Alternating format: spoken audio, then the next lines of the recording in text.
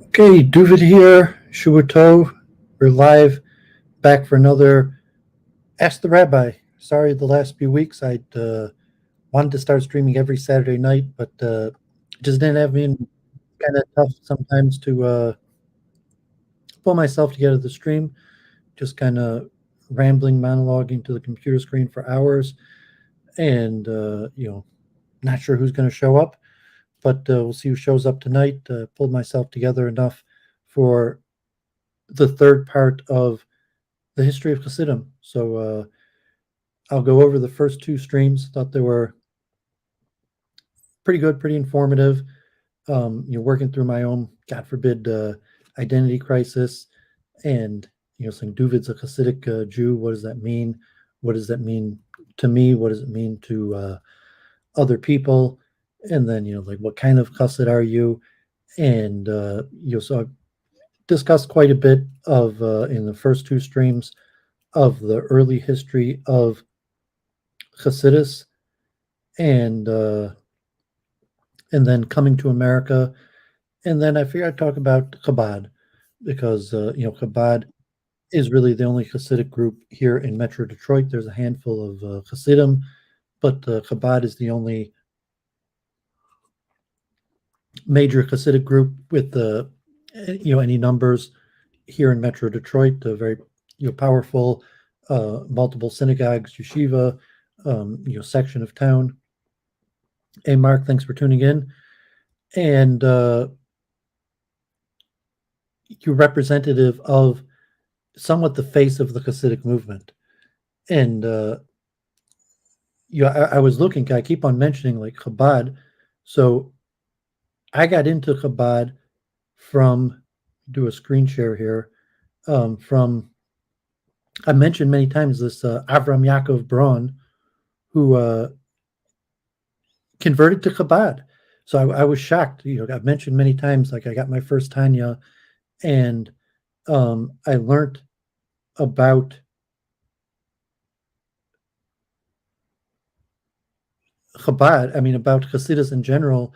I was in Jerusalem, and Chabad is not a major Hasidic group, and in Jerusalem. So in Jerusalem, I was with Tolzar Yitzchak, Svimeyer Zilberberg, Breslov, and then I went to Borough Park, Rabbi Wolfson and Munis Yisrael, Bubov, Cheskel Roth, the Sklener Rebbe, all blessed memory. And so it turns out, so I didn't mention, I mentioned Avram Yaakov Braun a few times, who call him a Zidichov or Chassid, but it was his brother, Rev Yosef Yeshaya Braun, Yossi Braun, who I'd met in Jerusalem, and had told me to go to his brother in Borough Park. When I was returning to America, he spent Shabbos by my brother in Borough Park. And, that time, Yossi Braun was Hasidic. He was, his grandfather had some sort of shul. I don't think he's Zidichov, but, like a Stam Hasidim that we discussed in the last few episodes. And his, brother, the Kabbalist, that I guess became low key, moved to Mount Kisco, the Kashu Rebbe, and was a scholar but more low key. And so it turns out that Yossi Braun moved to Australia and became Chabad, and now he's actually on the Besdin, like the rabbinic court in Crown Heights. So I thought that was interesting. I was looking like, whatever happened to Rev Avram Yaakov Braun? I saw that Chaim Delphin had wrote him up in his book, and so I was searching, and I saw his brother Yosef Yeshaya Braun, and he was elected. He ran in an election for the head of the Av Besdin in Crown Heights, and won. So very interesting that he became Chabad. So that I talked about that. We'll talk more about that in little like switching Hasidic groups that it's not necessarily that common. And just while I'm showing, I was thinking here in Michigan, this from the Detroit Jewish News a few years ago, where you had the big court case, and now Chabad is like a brand, and Chabad has franchises, and there was a lawsuit over the use of the name Chabad. And I mentioned Rabbi Zilberstein, who also switched to Chabad from Dumbertziner, and had some sort of court battle with the local Rabbi Shem Tov, but also on my YouTube channel, over the use of the name Chabad. And the court ruled in favor of Rabbi Zilberberg that he was able to use the name Chabad. And Rabbi Shem Tov had tried to appropriate the synagogue in saying he wasn't running Chabad within the standards of Chabad, and therefore should be able to garner to appropriate the synagogue. And so he won that case. And Rabbi Bergstein, Chaim Moshe Bergstein, was a Litvak who went to Chaim Berlin and became Chabad. Rabbi Zilberstein, Rabbi Bergstein were both sent by the Chabad Rebbe to Michigan. So I'm going to cover some interesting stuff about Chabad Hasidus, a little bit about the history, and I found that fascinating because I hadn't spoken to Avram Yaakov Braun in like well over 10 years. He moved to Mount Kisco, and I stayed by him when I first moved to Borough Park, and I learned with him later. And then he moved to Mount Kisco. I called him a few times and lost touch, like well over 10 years, maybe even like 15 years the last time I spoke to him.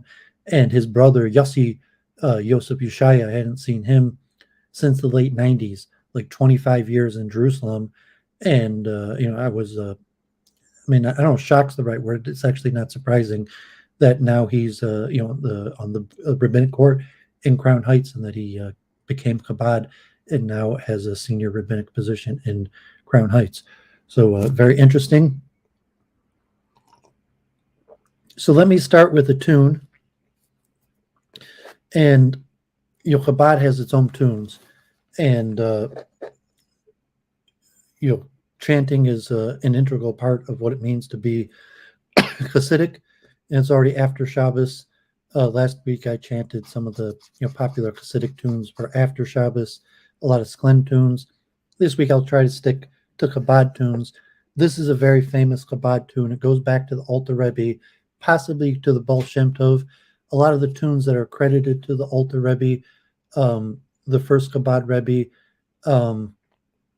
some people say that they're tunes from the Baal Shem Tov, and they would have been taught to the Alter Rebbe from Mikkel Zilber Zlotkov, that comes to lead the Zvild dynasty, and his son-in-law is Aaron Karliner. But this tune possibly goes back to all the way to the Baal Shem Tov, but it's a popular tune in Chabad.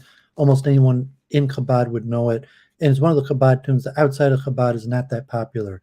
And it's a regular, well-known tune from the Arizal. As said, Chabad Hasidus in general follows the Arizal, and it's the Eskina Sedusa B'nai Heichala. And it's interesting. Next week I'm going to talk about the Yeshiva movement, and this song, even though it comes from the Arizal, is actually sung by Litvisha also. So let me read a quick translation. It's got a pretty cool tune. And just interesting, like I mentioned in my Hasidic Nugunim, the chanting, the Baal Shem Tov is like contemporaries with Beethoven, and the Alter Rebbe would be a little bit after Mozart. And so just thinking the nature of these tunes, and the time frame that the Maggid of Mizrich, the Alter Rebbe was alive at the same time as Mozart. Mozart dies young, but so just thinking of the time where these tunes came out, and you check out my stream on Hasidic music also. So B'nai Heichala, members of the sanctuary who yearn to see the glow of the miniature presence, may they be here at this table in which is inscribed the King in joy, long to be part of the assemblage among many winged angels, be exultant now at the very time in which there is favor but no anger. Approach me, see my strength, when there are no powerful judgments. Outside let them remain, never to arise those brazen dogs, but I invite the ancient Holy One at Mincha, the time when they fade away. His favor, when it is revealed, will negate all impure shells. May he place them in their nether holes and hide them among rocks. I ask this now at Mincha time during the exaltation of the miniature presence. So this is a famous tune going back to the Alter Rebbe, and these words are very Kabbalistic from the Arizal. B'nei Heichala Dixifin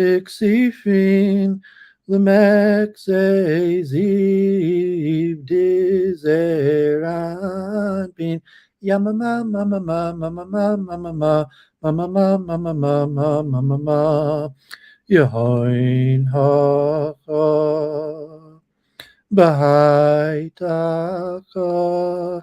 Devei Malcha Bigilufin Yamama Mama Devei Malcha Bigilufin Tzu Lakta Bahaivada Bigo Boirin Vikova Gatrin Yama Mama Mama Mama Yay did it yum Ay did it mom Ay yum Chadu Hashta B'Shata Yama Mama Devei Rava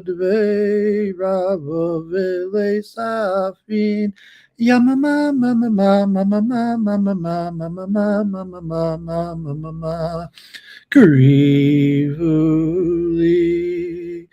Chazu Chayli Delays Dinim Dizikifin Yama Mama Delay dinim diskipin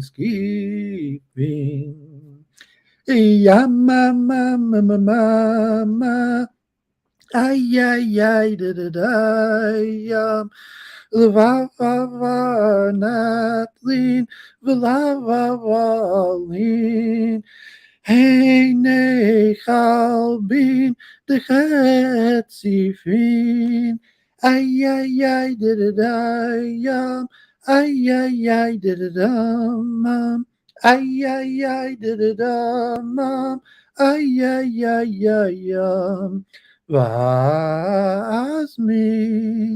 Atik yoimim yama mama Lemitzka adeyahon chalpin yama mama Rudile de Galile Levatala bikal kalifin Yama mama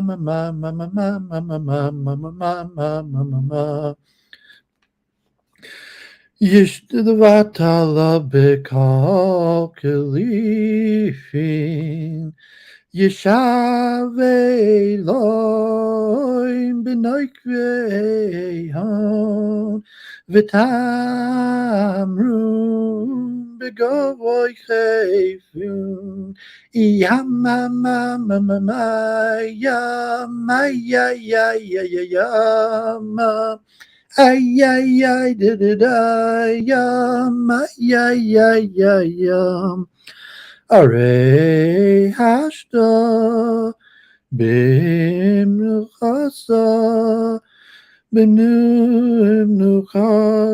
b'chedvasa dezeran bin yama mama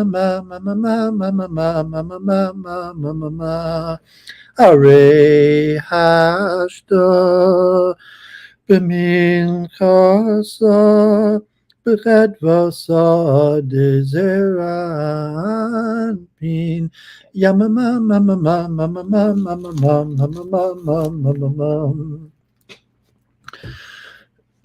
Okay, yes, that's a famous words from the Arizal, tune from the Alter Rebbe. It said the tune would have been about the same time as Mozart, thinking just the the musical note to Eyer chart. Of course, I've heard of the Rogatchover Gaon. The Rogatchover Gaon was like the rabbi to the Lubavitch Rebbe when he was still in Europe, when he was still a student.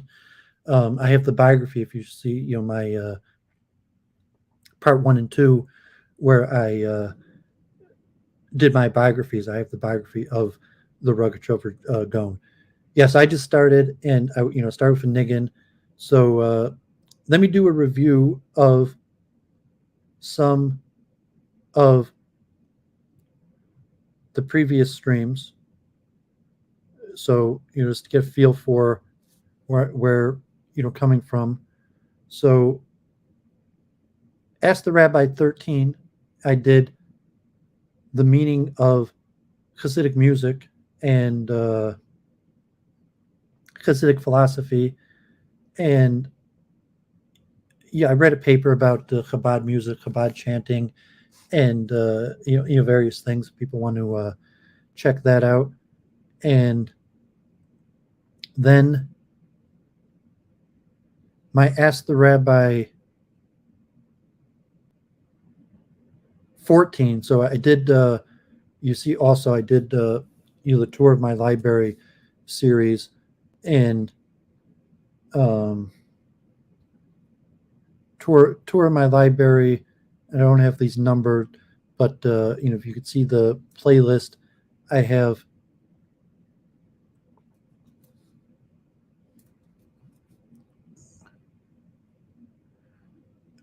I did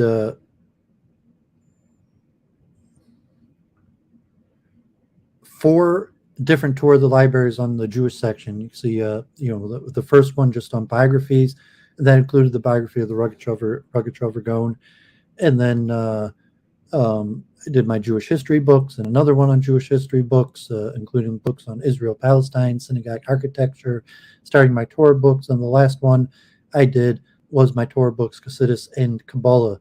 So I have over 10 hours of Jewish books, reviewing Jewish books, and maybe I'll continue afterwards with more, in-depth views. Those were just kind of one by one the books on my shelf. So after that, I started with on Hanukkah. I started with the history of the Hasidic movement, and you can see here I went in depth on this population chart, and this was extremely crucial for understanding the history of Hasidus and saying where did all these people come from. There's 20,000 Chabad Hasidim. Now today there's probably there's 6,500 Chabad rabbis. I mentioned just here in Metro Detroit in the time of the Rebbe, some of those rabbis switched from other groups in order to be a shliach, an emissary of the rabbi. But after the war, when the Rebbe came, World War I, there were already, during World War II, there were already thousands of Chabad Hasidim in Detroit. And I went over the history, but to say that the Hasidic movement starts in Eastern Europe, the Baal Shem Tov in Ukraine, and makes his students and sends the students to various parts around Eastern Europe, where they set up these kind of dynasties of becoming chief rabbis of towns, and then setting up dynasties where their sons become chief rabbis of towns, and they send their sons to the neighboring towns and create large amounts of people that are under the auspices of these rebbes that have some sort of royal fiefdom or royal manorist system. And so Lubavitch is in White Russia in a certain area, and incorporates tens of towns.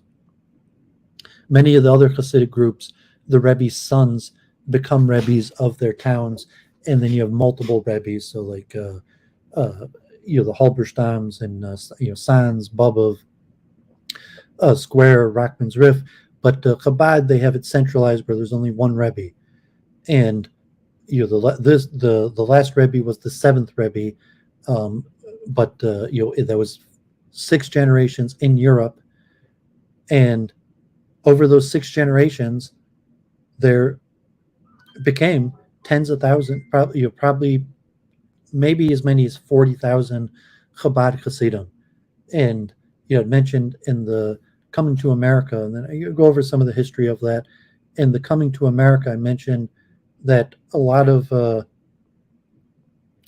Rebbes, here you have the Biana Rebbe, but a lot of the Rebbes, I mentioned also the Menachem, and here you can see the chart from the demography of Hasidus book. Hasidim start coming to America. Generally, there's 3 waves of migration to America. The first wave is the Sephardim that come before America with the Dutch East India Company and the expulsion from Spain and Portugal into the Americas, and the population is small up to the time of Abraham Lincoln. Less than 10,000 Jews in all of North America, South America, actually leading up to a period there were actually more Jews in South America than North America, and you have the Jews escaping the Inquisition, fleeing to South America, with Spain and then Portugal. But then you have a German wave of migration where you have a few 100,000 Jews that come. Just to backtrack, most Jews originate in Eastern Europe. So the population center that I mentioned in this chart and went over at length, you could see the past videos. Hasidim grow, Jews in general, that the estimates is up until World War I, 90% of all Jews were Eastern European. You can see on this chart that I shared in the last few videos that up until about 1700, there was only like 1.5 million Jews in the whole world. And then there was this huge population explosion to like 15 million Jews, all in Eastern Europe. That up to World War II, there was no population increase in worldwide Judaism. There was only like 1 million Jews in the whole world other than Eastern Europe going into World War I. That the Jews of Sparty lands, North Africa, Arab lands, even Germany, England, France, Spain, the Americas, up until World War I, there was only like 1 million Jews total in the world outside of Eastern Europe, and include like Germany. Germany only had like 400 or like 500,000 Jews going into World War II. Almost all the Jews were in Eastern Europe, although starting with the pogroms in the 1880s into World War I, you have a wave of German Jews, although most of the German Jews actually come from Eastern Europe, although they come from Germany for a brief period of time with the emancipation in France, to America, where you have a few 100,000 Jews by 1890. And that's mostly Reform. You have a handful of Orthodox, Orthodox just in name, no real scholars, Talmudic scholars, great rabbis, just a handful of Jews that try to keep the Sabbath and kosher, but the majority in America are Reform. And till the pogroms in the 1880s through World War I, where you have about 2 million Jews come to America from Eastern Europe. And about half of those are Hasidim. Because in Eastern Europe, like about half of the Jews in Eastern Europe are Hasidim, general.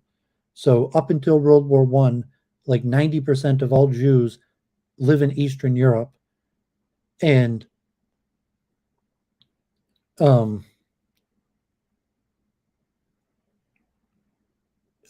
after the pogroms, conditions get a little bit worse, and people start coming to America. Some of the Jews remain Orthodox, but there's no real scholars. There's no real yeshivas in America. And most of the rabbinic leadership doesn't get to America till after the war. But there's already about 3 million Jews in America at the time of World War II. So, I covered in the Coming to America, where you have the arrival, Rabbi Eliezer Silver, kind of like the one of the early Orthodox rabbis, and like a minimal scholar, just had smicha from Europe, not a great scholar, but organized some sort of Orthodox system in America. Was very anti-reform and conservative, sued a bunch of people, ended up active in the War Rescue Board, which wasn't really that successful during the war. The March on Washington, I mentioned. Then after the war, helping the people into displaced person camps in Europe, bringing a lot of those rabbis to America. I did the history of Hasidim, but you mentioned names like Moshe Feinstein and Aaron Cutler, big names. But there's some Rebbes like the Novominsker Rebbe, the Biana Rebbe, the Menachem that I talked about in the last video.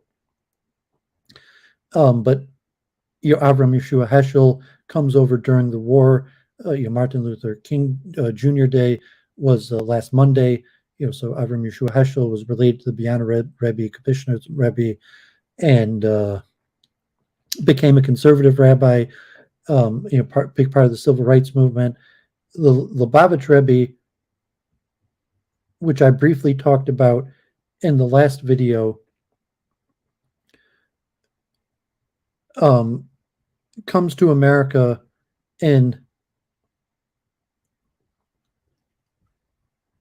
during World War II. And so I think I had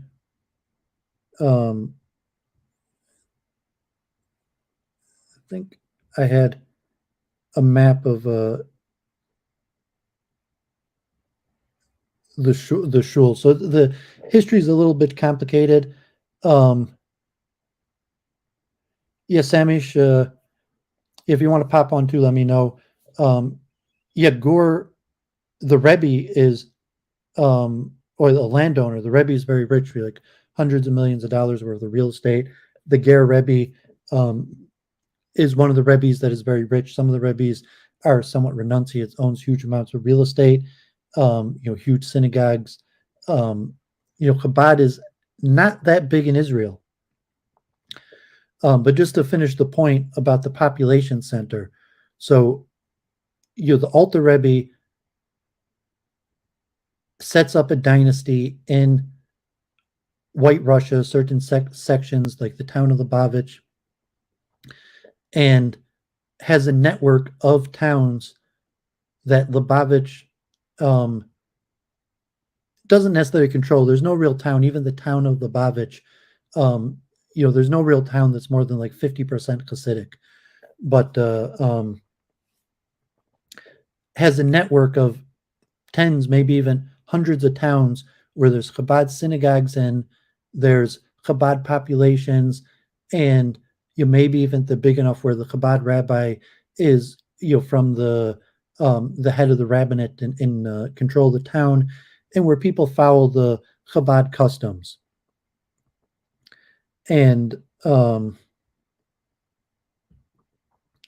so you could check the last two streams where I go more into depth of that, but just saying population-wise, where you had a phenomenon where by World War I, there's already tens of thousands of Chabad Hasidim. Already thousands of them have made their way to America. And here in Detroit, there were hundreds of Chabadsters in Detroit before World War I. The sixth Rebbe came to Detroit in the 1920s to visit the Chabad communities like the Karl and Stolen Rebbe.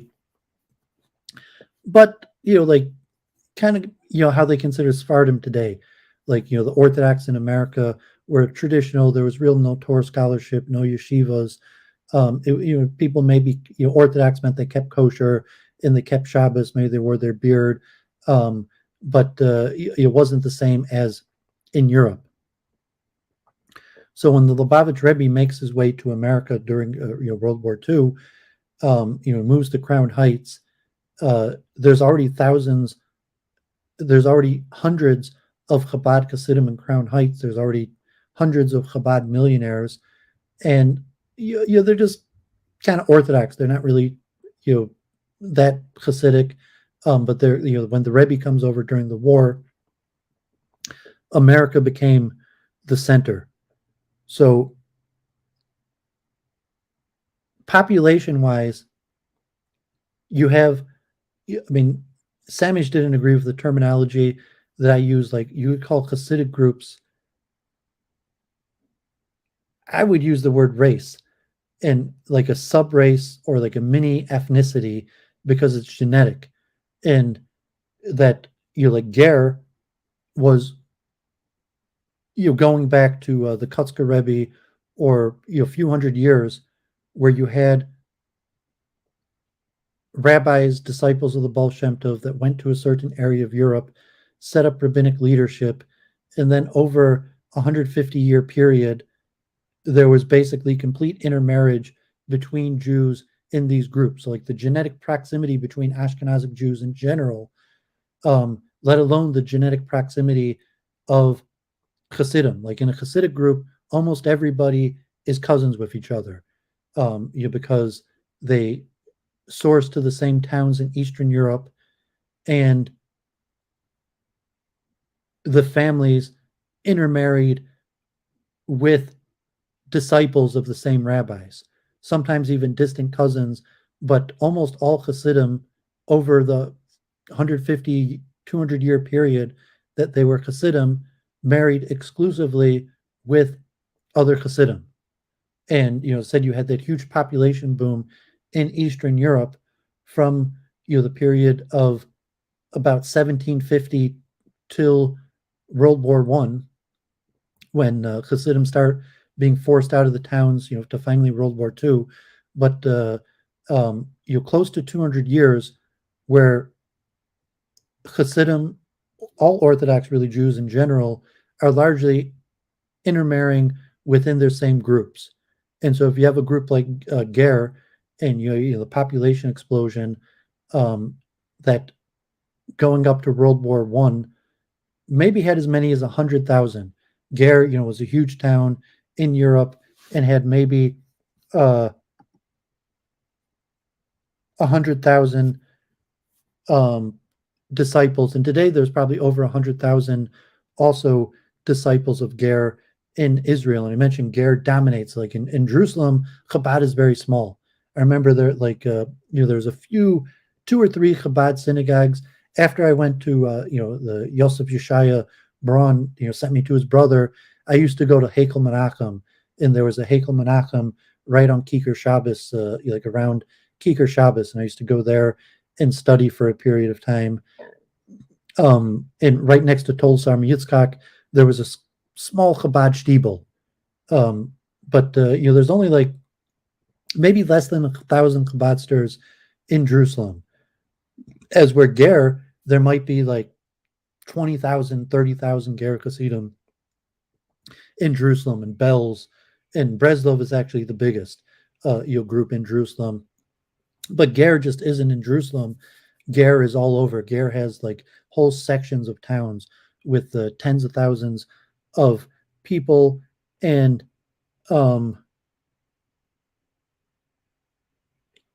they have their own songs. I'm not sure Ger is not, all Hasidic groups are musical. I'm not sure Ger is that famous for being musical. I went to Ger a few times.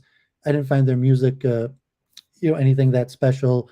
And Ger generally, their music hasn't traveled to become popular among other Hasidic groups. So like Vishnitz, Bubba, some Chabad, and you have very popular tunes that are sung by all Hasidim. I can't even think of like a Ger tune. They have like these marches and different type music, but all Hasidic group have their own music, and within the Hasidic group, all you basically hear is their own tunes. So like if you're a Chabadster, you only hear Chabad tunes. So Joseph, the Lubavitch Rebbe was a blue-eyed man. His wife was blonde, but he was still genetically Ashkenazic Jew. I assume the Rebbe the Rebbe's wife, even she was blonde hair, blue eyes, was still probably high 99% Ashkenazic Jew. And so genetically Ashkenazic Jews are anywhere from like 30 to 70% European blooded. So if you say the Rebbe, is a blue-eyed man, the Rebbe maybe had as much as 50, 70% European blood. He's still basically completely Ashkenazic Jewish, and there might have been a breeding for lighter features. And so it's a little bit complicated. I don't want to get too far off topic with lighter features, but certainly, like if you go to Chabad, you find a lot of light features. Probably like 30% of Chabadsters have blue eyes, 15% have blonde hair. Although if you genetically tested Lubavitchers, most of them are the high 90% of Ashkenazic blood. So it could have been breeding for lighter features, where it's tough to know. Say when the Jews first got to Eastern Europe, presumably lighter features was not common among Jews. Although there's writing going back to 500, 700 years ago among the church, maybe as long as 1,000 years ago, after go more in detail, where Europeans are wondering about the race of Jews, and they note the blue eyes and light features of Jews already 1,000 years back, where they're questioning, are the Jews the ancient Israelites? How can they look European? And that's already going back 1,000 years. The Henry Abramsitz mentioned God forbid they found genetic. They found the bones of Jews from in a well that, God forbid, were probably part of some pogrom in England going back 800 years ago, and they testified that a lot of those Jews had light features. The recent genetic testing of Jews in Germany going back 700 years had light features, but the recent German graveyard where they did the genetic features found that Jews had 70% non-Jewish blood, and that they had Italian and Spanish blood, mostly Italian. But you can see Henry Abramson, the recent New York Times event, genetic test of German Jews, and interesting, they're mentioning that the genetic similarity between Ashkenazic Jews today is closer than the genetic similarity between people buried in the same Jewish cemetery 700 years ago. But it's an interesting question, the origins of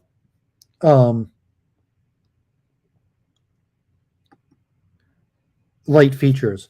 But you said the Rebbe was a blue-eyed man, and in fact, it's mentioned, like if you find like a lot, like the Rebbe's blue eyes are mentioned all over the place. Almost every book about the Rebbe, you find people talking about his blue eyes, and the Rebbe even in his life as a youth, that the previous Rebbe's daughter was mentioned as being blonde.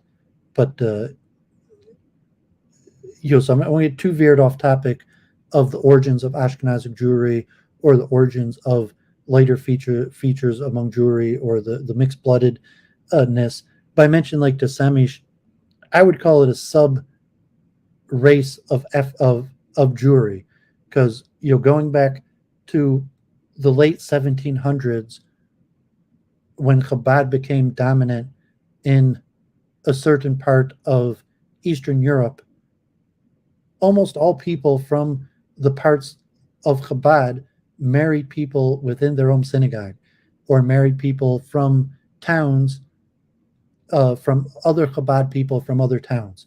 Like if you're a Bubover today, they have Bubov in Antwerp, London, a few different places, Israel, Montreal, New York, not just New York, but like Muncie, in different parts of New York.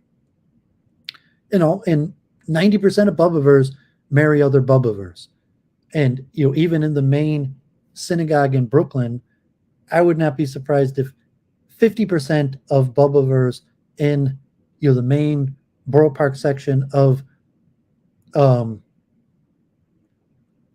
Bubov marry people from the same synagogue. And so that's going back 200 years. You have high amounts of close proximity marriage. And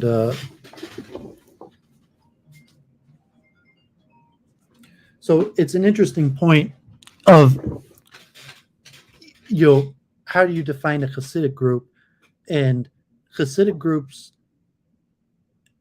you have to come up with the right word. If you call them like a sub-ethnicity, but it's saying they're genetically very similar and they're related to each other. I mean, say if you're a Chabadster and your family was Chabad, that you came from the Chabad parts of Europe before the war, you're related to most other Chabadsters. Like you could trace a family tree and basically find your relationship to all the other Chabad Hasidim. But it's going to become an important part. Your Reform and Conservative, there's some genetic proximity, but once you have Germany, now like, okay, Doooovid's only a half Jew, and my mother's 99+% Ashkenazic Jewry, was a German Jew. They came to America, and a German Jew married a Russian Jew, Ukrainian Jew. It wasn't the same as Hasidic groups where mention I'm gonna talk about Rabbi Wolfson, Rabbi Moshe Wolfson, also the Chabad, but I remember I prayed in Emunas Yisrael. Most people in Emunas Yisrael, their kids married other people from the same synagogue, and Emunas Yisrael is only really like the synagogue's only like 30 years old, and the congregation, the students of Rabbi Wolfson, it's a newer congregation. But you think like second generation, where you have a large synagogue, hundreds of people, and the kids of the people in the synagogue are marrying each other, and that will probably continue for a few generations. And so when you think of a modern day Hasidic group, you have to think of like 200 years of close proximity marriages. But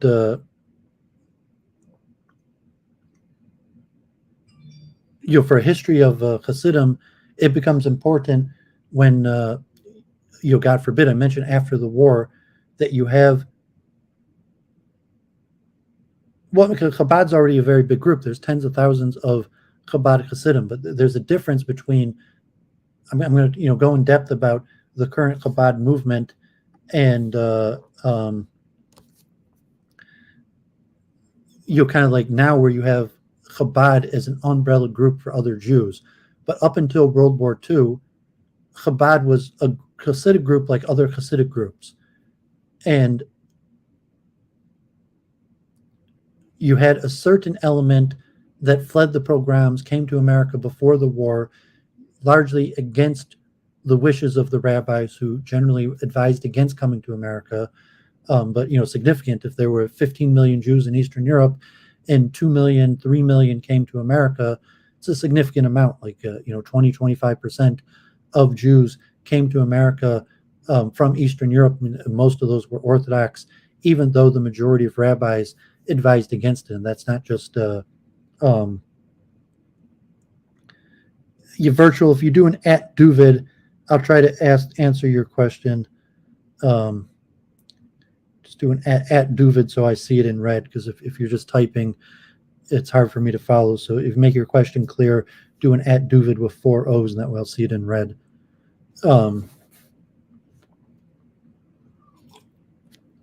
So the Lubavitch Rebbe, God forbid, I'm not going to do a whole history of the Hasidus, of the Hasidus, but the Lubavitch Rebbe comes to America during World War II.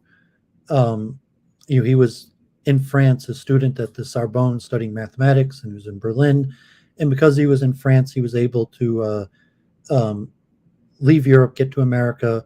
Then through half-Jews and bribery to Nazis, they were able to save the Rebbe's, the previous Rebbe, the Rebbe's father-in-law, who was brought to America towards the end of World War II. The Rebbe's father and brother God forbid, are murdered World War II.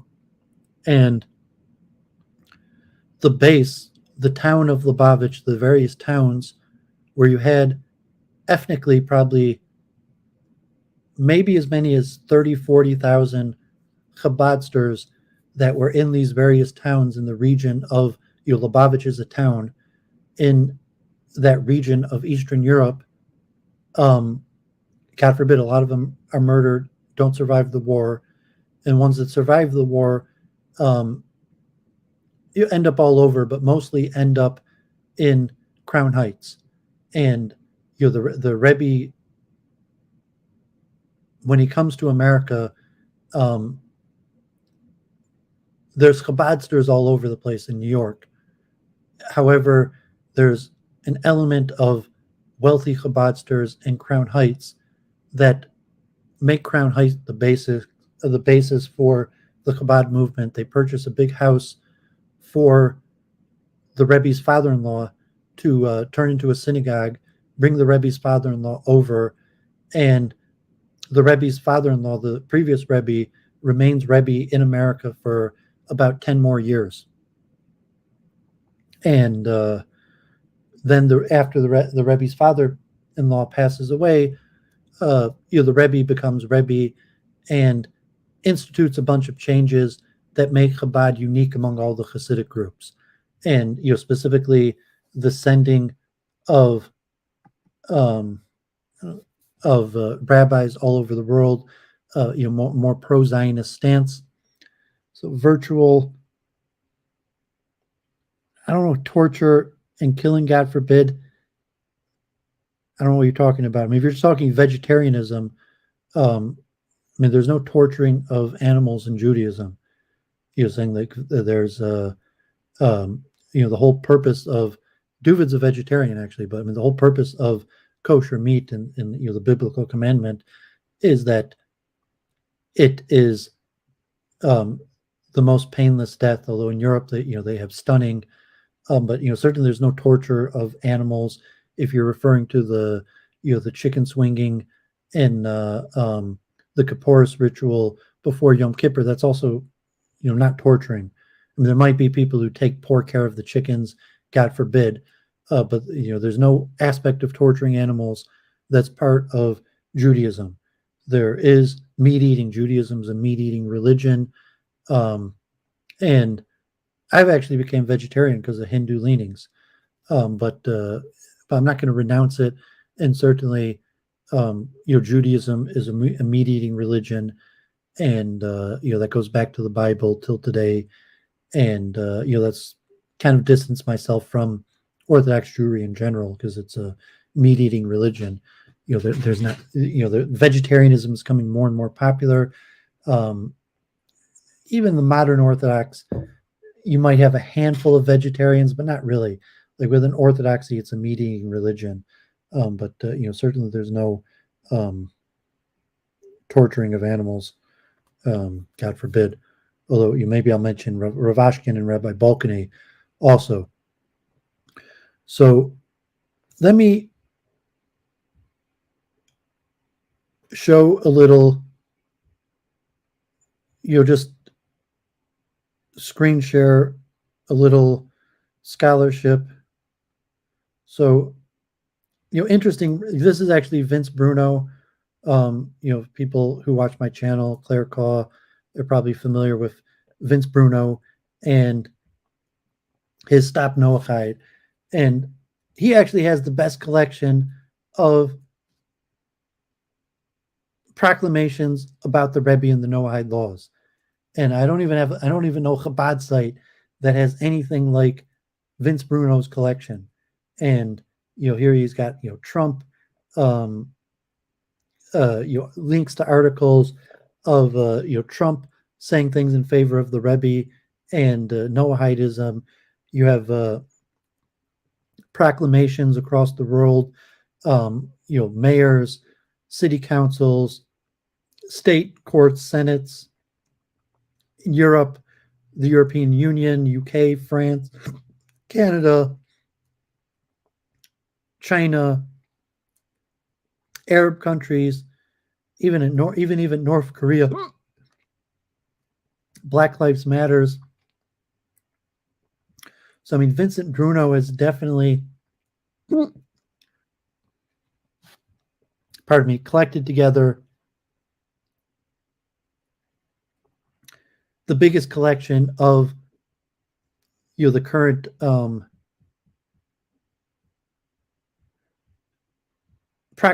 proclamations. Here you have President Bush,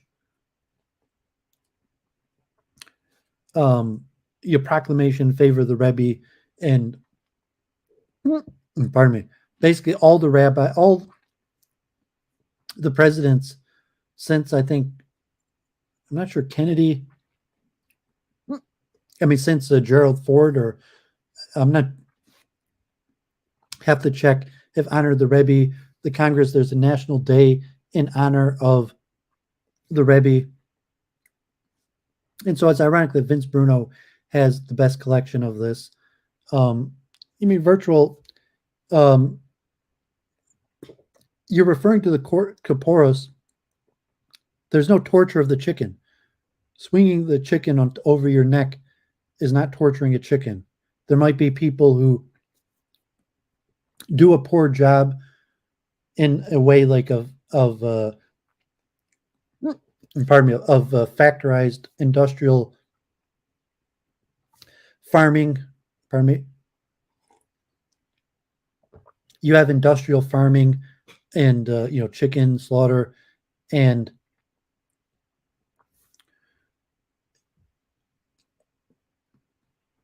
so the Kaporas, they might come in tightly cages, or you might have a handful of people that messily swing it over their neck, but there's no part of torturing chickens that is part of the Jewish religion. The Kaporos ceremony, you're not supposed to hurt or cause any suffering. If the chickens do come, they're bought, brought in, and they're in small cages, or maybe they're left out, not cared for properly. That's, God forbid it's negative. There's no, special thing within Judaism to take poor care of chickens. That's largely here, in the standardized industrial slaughter of chickens. They probably buy the chickens from factories that come like that. And shaking, swinging a chicken over your head is not a form of torture. The chicken is slaughtered, but there's no aspect of torturing animals in any aspect, even the red heifer, and that there is animal sacrifice. Ironically, if you're a slaughterer, a good butcher, the animal will come voluntarily to the slaughter. And, if you could see that from like the red heifer, and from some of the enactments or practice slaughter, but the animal's not tortured. The historical way of slaughtering an animal by shechting, by slitting its throat with a knife, is meant to be as painless as possible. And if you've seen it, actually, a lot of the animals will come to their slaughter in the same way that Isaac agreed to be slaughtered. Abraham didn't. He was bound, but he didn't have to. He accepted being slaughtered. That you'll find that a lot of cases with animals. And I mentioned, the thumb, the fingernail. A lot of the people that do the Kippur ceremony will have their thumb, fingernail sharpened to a point, and they'll slit the chicken's throat with their thumbnail. But there's no torture in that. That's generally instantaneous death. But it's kind of off topic, and if you're just venting frustration, okay. So here is so I mentioned Chabad is generally a major Hasidic group, like any other Hasidic group, and becomes virtual. I'm trying to do like just on Chabad Hasidus. These are generic questions on Judaism. I've actually addressed them in other streams. It's kind of repetitive, and it seems like you want to debate. I mean, I guess if like maybe later I'll put the link in if you want to debate, but I mean, it sounds more like you want to have some sort of debate than ask a question, because there's Jewish doctrine, there's Jewish dogma. If you want to debate against Judaism, I'll put the link in later or something if you want to hop on, but it doesn't seem you're asking questions in good faith. It seems like you want to debate. So the Lubavitch Rebbe innovates many things that were completely different than really had ever been done before, not just in Hasidus, in Judaism, period. And one of them is outreach. So I just like that there's 6,500 at the Kinos HaShlichim, the gathering of Chabad rabbis all over the world. There were 6,500 rabbis this last year. And so, like, where did all these come from? So I mentioned that up into World War II, Lubavitch was a big group. There were high tens of thousands of Lubavitch in America. Before World War II, there were thousands of Lubavitchers in America, and Lubavitch set up headquarters in Crown Heights.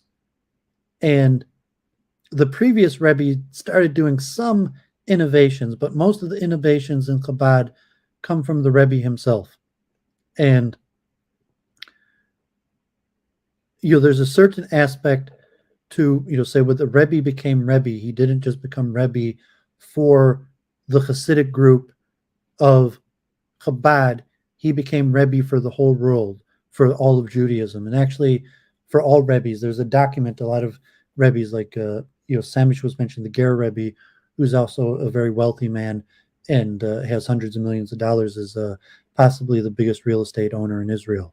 But a lot of Rebbes sign a document which is called Nazir Nasiros, which is like the Nazarite in the Bible, where they take a voluntary renunciation, and the voluntary renunciation is also like a Nisias. They become Prince of Israel, and they're not just Prince. Theoretically, said the Hasidic movement is like a royal system, and the Lubavitch Rebbe is a descendant of King David, according to legend, according to record and genealogy. We believe that the Lubavitch Rebbe is a direct son after son descendant of King David, and a lot of the Rebbes are descendants of King David. And when they become Rebbe, there's a document actually that they sign. It's actually legalistic, that not just like they become rabbi, but there's actually a document that they sign. And then the rabbinic court, like I mentioned, Avram Yaakov Braun's brother now is on the Bezdin of Crown Heights, Yosef Yeshaya Braun. But there would be a document that would be signed and witnessed and possibly signed by leading rabbis, and it would be some sort of Nazirus, where the rabbi would renounce himself from material pleasures, from wealth or gain, and giving himself over to the to Israel, and would be made a prince. Literally, it's called Nazir Nasiros, the renunciate prince. But meaning that, and it's related, I talked about, to like the messianic vision of Hasidus, where a Rebbe is like a potential Messiah. So you have the theory that the rabbi is already a descendant of King David. He doesn't become king. King Messiah was king, but he become Prince of Israel. So that's actually universal among all Rebbes, not just Chabad. That is saying when they become Rebbe, they're not just like a royal leader over their Hasidic group. Theoretically, they have a royal leadership over all Jews. But the Lubavitch Rebbe took that to an extreme that never been seen before. And I'll go over, try and detail some of the innovations that the Rebbe did. But now you have kind of like Kiruv outreach, and it's not exactly to call Kiruv or outreach what the Rebbe did, or trying to make non-Orthodox Jews Orthodox, but sending Jews all over the world to set up institutes to make minyan and kosher food and provide priestly services and even competitiveness within Judaism. So let me mention real quick here, Rabbi Moshe Wolfson, Amunas Yisrael. So there's a web page. When the Rebbe came to America, and then he brought his father-in-law over. So you see that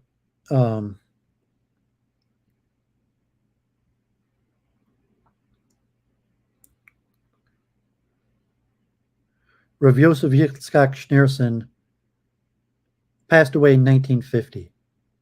But he came to America in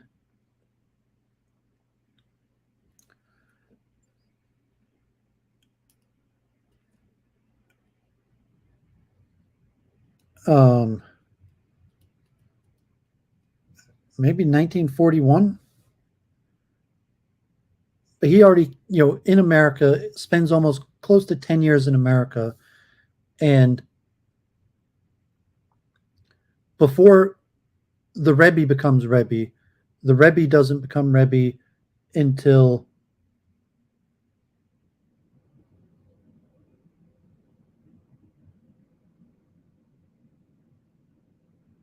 (1950). 1951 is the ceremony. So when the Rebbe first came to America, he served under his father-in-law, who was still Rebbe, and a few of the things that the Rebbe did was helping set up institutes, yeshiva, study institutes. And I mentioned, here you have, I'm going to do next week on the history of the yeshiva movement.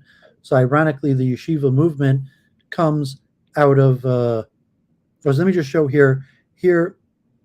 I was trying to lead into it, but one of the innovations that the Rebbe does is basically living under video camera besides Sabbath, where at a certain period in like the 60s already, the Rebbe starts having everything recorded with tapes. And then as technology gets better, everything gets videotaped, and then there's satellite simulcasts all over the world. So there's thousands of hours of the Rebbe on videotape, and all the Rebbe's gatherings that were not on Sabbath and the holidays are videotaped. The Rebbe later starts giving out dollar bills and would line up, for hours and hours giving dollar bills, and those are all videotaped. And this webpage, GEM, is the official Chabad site that releases collections. They also have, sell whole items. There's photographs. I mean, there's DVDs. Also, like if you're you could go to their webpage, and they even have you could see the Rebbe, giving blessings to people, and if you're like father or grandfather went to the Rebbe for a blessing, you could try to locate the video of that. So I'm sorry jumping around. I didn't write this out or prepare it well enough beforehand. So, as I mentioned, the previous, the Hasidus, you had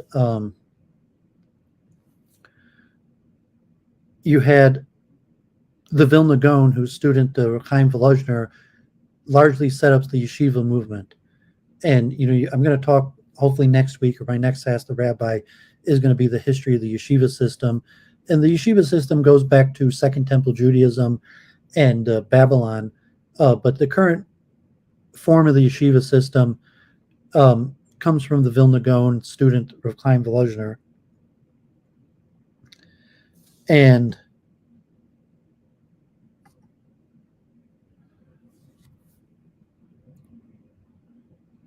the Hasidim are excommunicated, but Chabad itself doesn't set up a yeshiva system till 1897. So, if you look, next week I'm going to try to do the yeshiva system, and you'll see that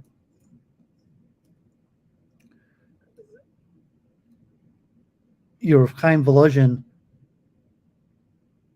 is a contemporary and actually excommunicates the Alter Rebbe in 1749 to 1821, sets up the yeshiva in Volozhin in the late 1700s, and that becomes the basis for the non-Hasidic Europe and the yeshiva systems all over Europe. And then I think I'm going to next time do the history of the yeshiva system, but you can see Brisk, Branovich, Grudno, Kamenetz, Lumza, Kelm, Mir, Nitra, Novodnik, Pinsk, Panovich, Radin, Slobodka, Slonim, Slutsk, Telz. These are all names of towns across Europe that the yeshiva is named after the town. And now in New York and Israel, the yeshivas largely keep the town that they came from in Europe. But Hasidim start developing yeshivas in the late 1800s. So Chabad starts setting up a yeshiva network, the Tomkei Torah, in 1897. So when the Chabad Rebbe comes to America, before and then his father-in-law comes and becomes a Rebbe,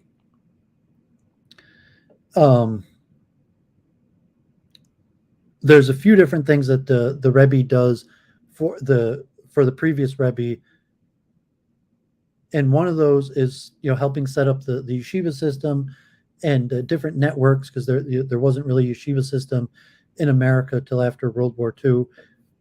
I mean, I mentioned earlier in some of the other stream Torah Vadas and precursors, but most of those come to America after the war. And another thing is he tries inreach. So the Chabad Rebbe was in charge of inreach, meaning trying to speak to other Orthodox Jews. So, we talk later like the outreach, but actually in the 1940s, the Rebbe for Chabad was doing inreach, and that meant to other Orthodox and non-Chabad Hasidic Jews, trying to teach them about Chabad Hasidus. And that includes people like Shlomo Carlebach, and the Rebbe had a regular gathering where he taught Chabad Hasidus to non-Hasidic Jews. To non-Chabad Hasidic Jews. And his three main students, if you think about it, in the 40s, there wasn't that many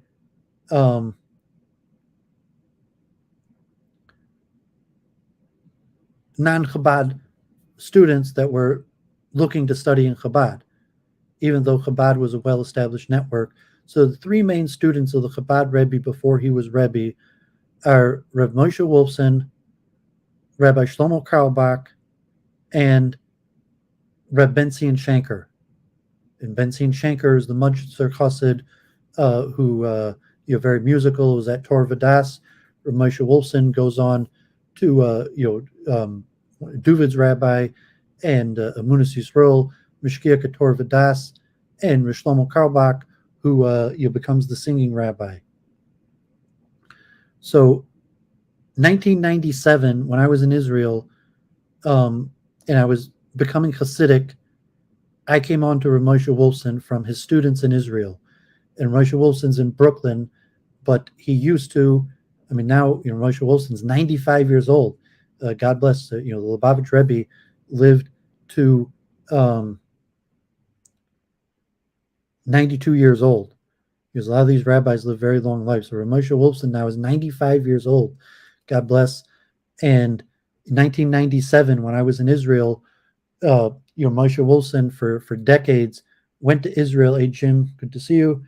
Went to Israel for the summer, led a group to Lag BaOmer, the Yurtzeit Rabbi Shimon Bar Yochai in Meron, and a Torah Kevorim, and then stayed in the summer. And actually, in like 2003, Doooovid drove Rabbi Wolfson to the Kotel every morning. But when I first went to Israel, Chabad is not that big in Jerusalem. So I knew Chabad in Metro Detroit from my mother, Rabbi Finman, who I still have in my YouTube channel, now has his own Jewish center in Ferndale, was doing lunch and learns downtown with lawyers and judges that my mother had taken me to, and I'd went to Rabbi Finman as a child.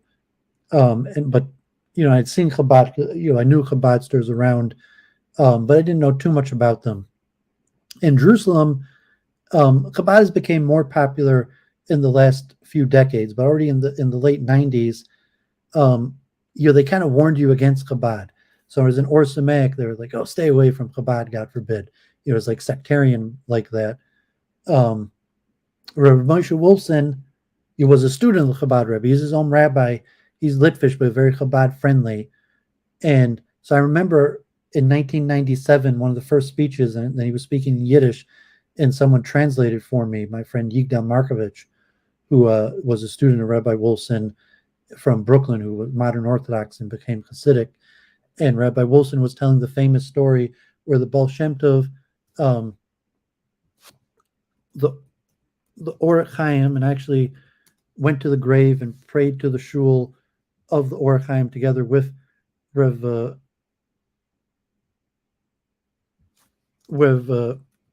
Wolfson.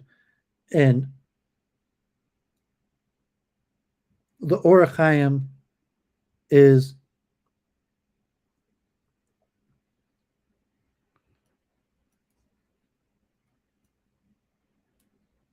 I have the wrong one. So the Orach Chaim, I can't remember his name. It's a commentary on Chumash.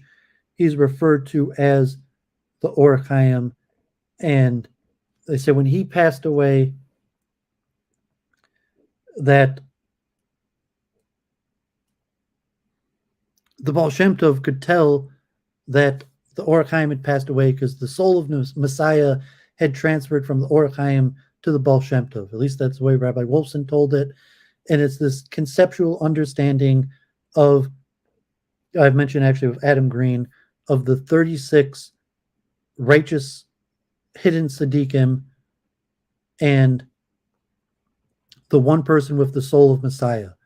That should there be a person who's going to redeem the whole world in the generation, that there's the soul of Messiah is in a rabbi every generation, and should Messiah come that generation, it would be that person. And then there's 36, the Lamed Vovnik, hidden righteous people that help out, serve the rabbi, and know about the identity of the Messiah of the generation. So Moshe Wolfson, held that of the Lubavitch Rebbe, and he wasn't a Chabadster, like he didn't like a Chabad Chassid, but I wouldn't call him a Mishachist in the certain way that this goes back to even Kabbalists before the Baal Shem Tov. But that, so I remember, so when I went to Brooklyn, Avram Yaakov Braun, but I prayed in Emunas Yisrael, and there's not much Chabad in Borough Park. There's a few synagogues. I used to drive people to the Lubavitch Rebbe's grave. So I remember when I first got there, one of the very first things I did, was the Yurtzeit of the Rebbe, and I was a driver, and I drove people to from Emunas Yisrael to the grave of the Rebbe, pretty often, and I actually drove a lot of people over the years to the grave of the Rebbe. I think even Yoel Roth, who I saw, the Cheskel Roth's grandson, I think I even drove him to the grave of the Rebbe. And Chaim Cohn, I drove the Steiner Rebbe's son to the grave of the Lubavitch Rebbe, and but in Borough Park, within Jewish centers, as mentioned in Joseph, Chabad is kind of like secondary. So Chabad is all over the world, but if you're in an Orthodox center, Chabad is kind of like secondary, and there's big rabbis, and big rabbinic centers and wealthy Jews, and Chabad is kind of on the periphery, and they're not considered like as major rabbis. And then you even see like in Crown Heights, you have converts to Chabad like Yosef Shai Braun, that's heading the Bezdin for Crown Heights, that switched to Chabad from another Hasidus.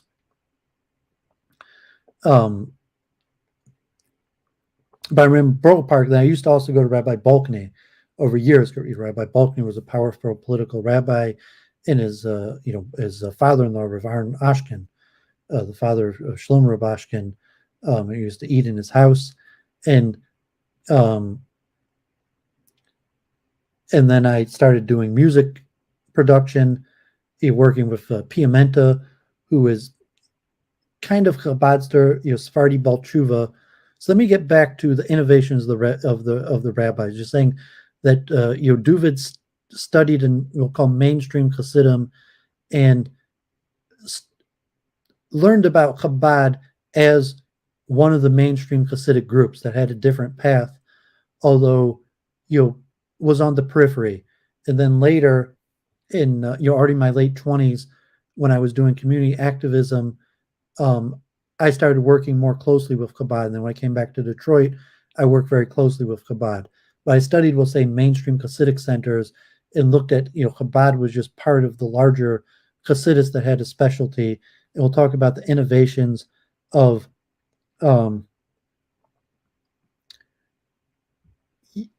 I know. Yes, I don't know if I ever met. I mean, Simon Jacobson's one of the most popular Chabad YouTubers. I don't think he was the Rebbe's secretary, the Rabbi Groner. And I met Rabbi Groner, who was the Rebbe's personal secretary. Like Rabbi Jacobson is younger. So, I mean, the Rebbe passed away in 1994. So, like the Rebbe's secretary was a man named Rabbi Groner. And, he was friends with Rabbi Delphin. So when I started at Rabbi Braun, introduced me to Rabbi Delphin, and I was helping out at his synagogue. I worked for Rabbi Delphin, driving and typesetting, and he had Farbrengen a few times with Rabbi Groner, and the Heichala Menachem in Borough Park, as Rabbi Groner came, but that was the Rebbe's secretary.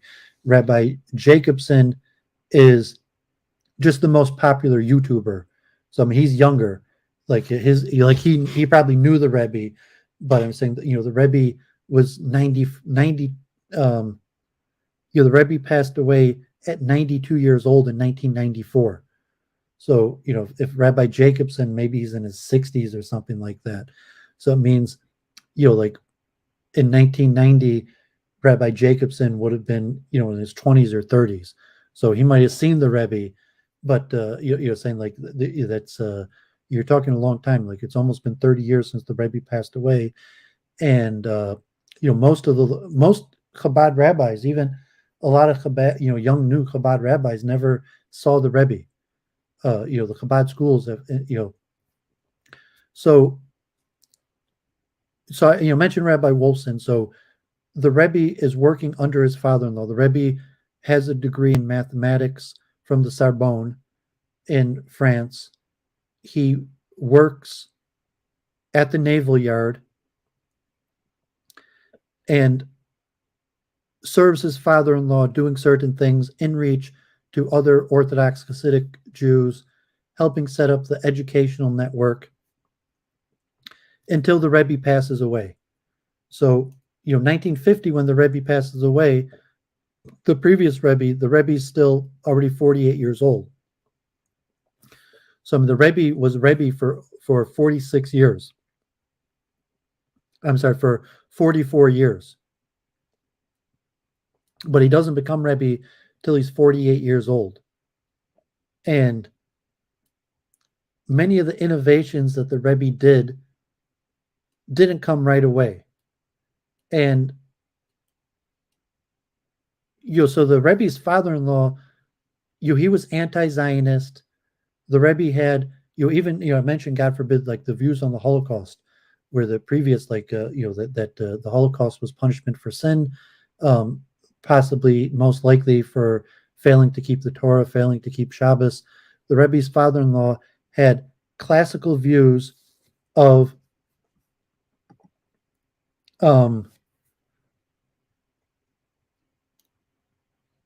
Hasidic Orthodox Jewry, and the Rebbe relatively was a huge innovator. The Rebbe takes an innovation about Israel. He becomes not a Zionist, but working together with Israel, as where at the time a lot of the rabbis were anti-Israel, opposed to working with Israel, and the Rebbe gets into outreach. And so you can see here, 1951, the Rebbe establishes a girls' organization and movement in Israel. The Rebbe establishes outreach, including in Detroit, Michigan, in 1958. Your Rabbi Shem Tov, Beryl Shem Tov, still here in Metro Detroit, maybe he's in his 80s. Rabbi Kesriel Shem Tov's father, on my YouTube channel, sent to Detroit in 1958, and you open up a yeshiva. There was Chabad. There wasn't a Chabad yeshiva in Detroit till 1958.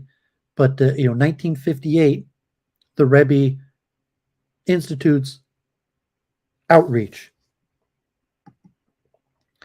and starts sending rabbis all over the world,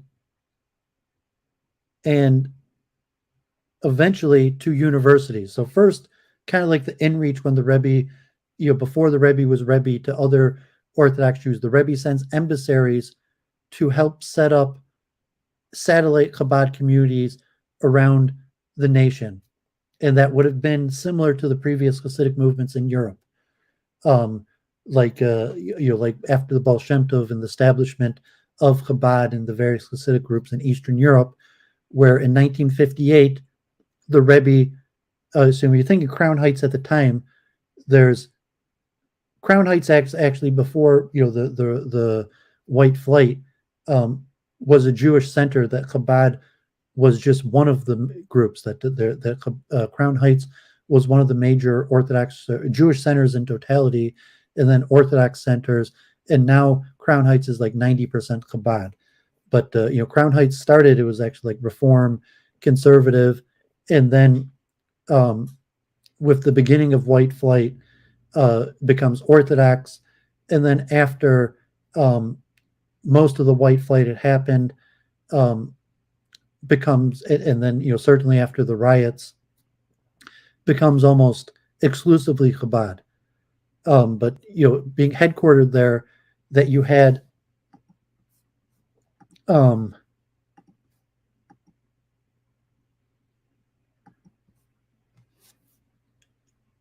already probably well over 10,000 Chabad Jews in Crown Heights, and like our selective high breeding, that a lot of those people had large amounts of children, and certain Chabadsters. I remember a friend that I had knew that his like great grandfather had like 3,000 great grandchildren, or I think it was 3,000, some huge number, like hundreds. That a lot of Chabadsters come from big families, like our selection, the population explosion in Eastern Europe. You somewhat have that in Crown Heights and Chabad communities. That the Chabad Rebbe in the 50s starts sending rabbis to areas that already have a Chabad community. And then in the 60s, the Rebbe starts what they call mitzvah campaigns. And here you have 1967 to 76, which is basically an early form of kiruv and outreach. And here you have getting men to put on tefillin, women to light Shabbos candles, mezuzah, Torah study, charity, holy books, kosher food, ethical precepts, love your fellow, education, purity. Eventually, we'll have the Hanukkah campaign, helping Jews with the holidays, the shofar, Sukkah, Hanukkah, helping throughout the holidays. So that the Rebbe institutes in the 60s and starts sending Jews to communities all over the world that have Jews. So Rabbi Goldstein at University of Michigan, the brother of the rabbi in Poway, God forbid, who lost his fingers in the shooting, was one of the first university Chabad houses that was maybe in the late 60s, early 70s, that Rabbi Goldstein was sent from Crown Heights to University of Michigan, Ann Arbor, and Doooovid was in University of Michigan, Ann Arbor. So I forgot to mention that before I went to Israel, I went Or Samaic in a summer program, and then I went back to University of Michigan for a semester, and I prayed with a minyan every day, which in University of Michigan, even though there's like 6,000 Jews on campus, and they have a hard time with a minyan. So the minyan goes back and forth between the Hillel house and the Chabad house. So then, Doooovid was part of Chabad back then with Rabbi Goldstein. So these are almost complete innovations. It's interesting, like I mentioned, the Alter Rebbe and Yechiel Michal, who taught the Alter Rebbe some of the Baal Shem Tov's songs, who was the father-in-law of Aaron Karliner. The Aaron Karliner, a contemporary of the Alter Rebbe, said to have made 60,000 Bali Tshuva. So in Eastern Europe at the time, you didn't have the same thing as like Reform or secular Jews, but you had uneducated Jews, unaffiliated Jews, that the early Hasidic masters went around Eastern Europe making Bali Tshuva, and even mentioned that the Baal Shem Tov, they say, wanted to call the Hasidim the Bali Tshuvas. And the word Hasidim was given to the group. But so the Rebbe himself did not travel. Like the early Hasidim, the Alter Rebbe, they used to travel across Eastern Europe. The Rebbe himself, after he became Rebbe, he has becomes Prince of Israel, and basically doesn't go anywhere. He goes, his home on President Street, to Crown Heights, the 770 synagogue, and once a month to the grave of his father-in-law to pray. But he sends his students all over the world.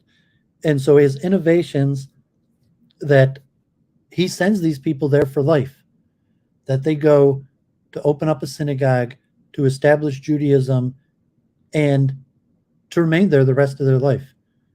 And, these usually young married men who had just received rabbinical ordination and volunteered to become an emissary of the Rebbe. And I mentioned, like here in Metro Detroit, you have Rabbi Silverberg and Rabbi Bergstein, who didn't come from Chabad background, but became Chabad and became emissaries of the Rebbe and were sent here to Detroit, Metro Detroit, various areas. 1973, the Rebbe starts the Hanukkah, the public menorah lightings. First one, Liberty Bell, 1974 in Pennsylvania. In Philadelphia. Log B'Omer parades. The Rebbe gets involved in Iran, 79. Think Vince, 1983. The Rebbe establishes promoting the Noahide movement. So in 1983, there's already hundreds of Chabad houses around the nation.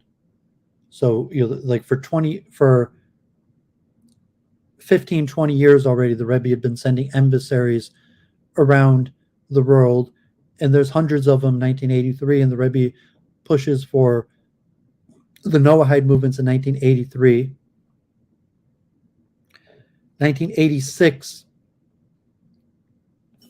the Rebbe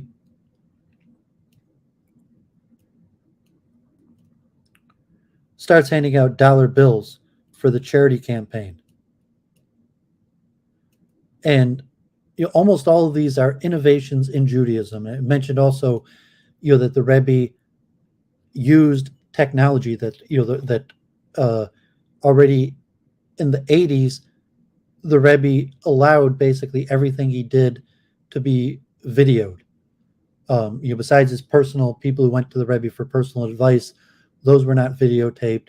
But the Rebbe's, non-Sabbath and holiday gatherings, already in the 80s, were all videotaped through the Rebbe's death and put out for people.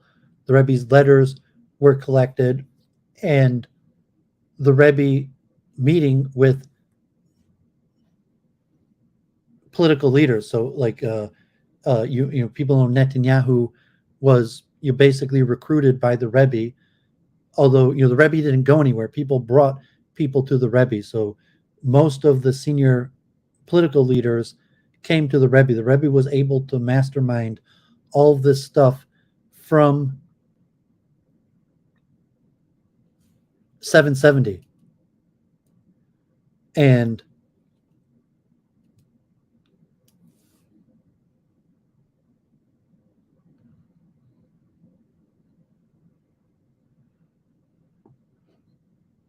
so, yeah, pretty amazing stuff. Let me, I guess I'll put the link in the chat if virtual you want to come on and, I guess, debate or bring on your counter-Semitism, like Doooovid's messages to the Goyim, saying if you're Hasidic or you're Jewish, you're probably not listening to Doovovid. You could go to like your local synagogue or rabbi.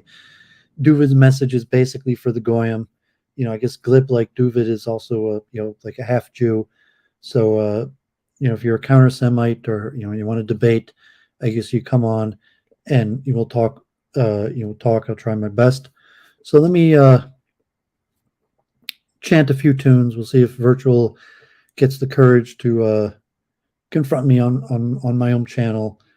So I could go on and on about the glories of the Rebbe, but I mean, you could go to the local Chabad.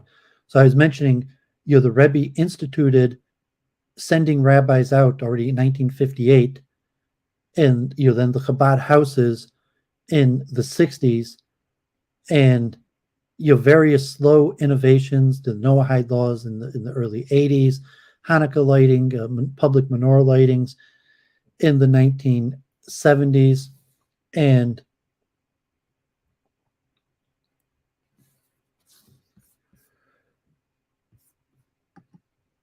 to the point where Chabad is basically the face of Judaism. Even so when Doovid first got involved in Orthodox Judaism in the late 90s, you had kind of like an open anti-Chabad sentiment.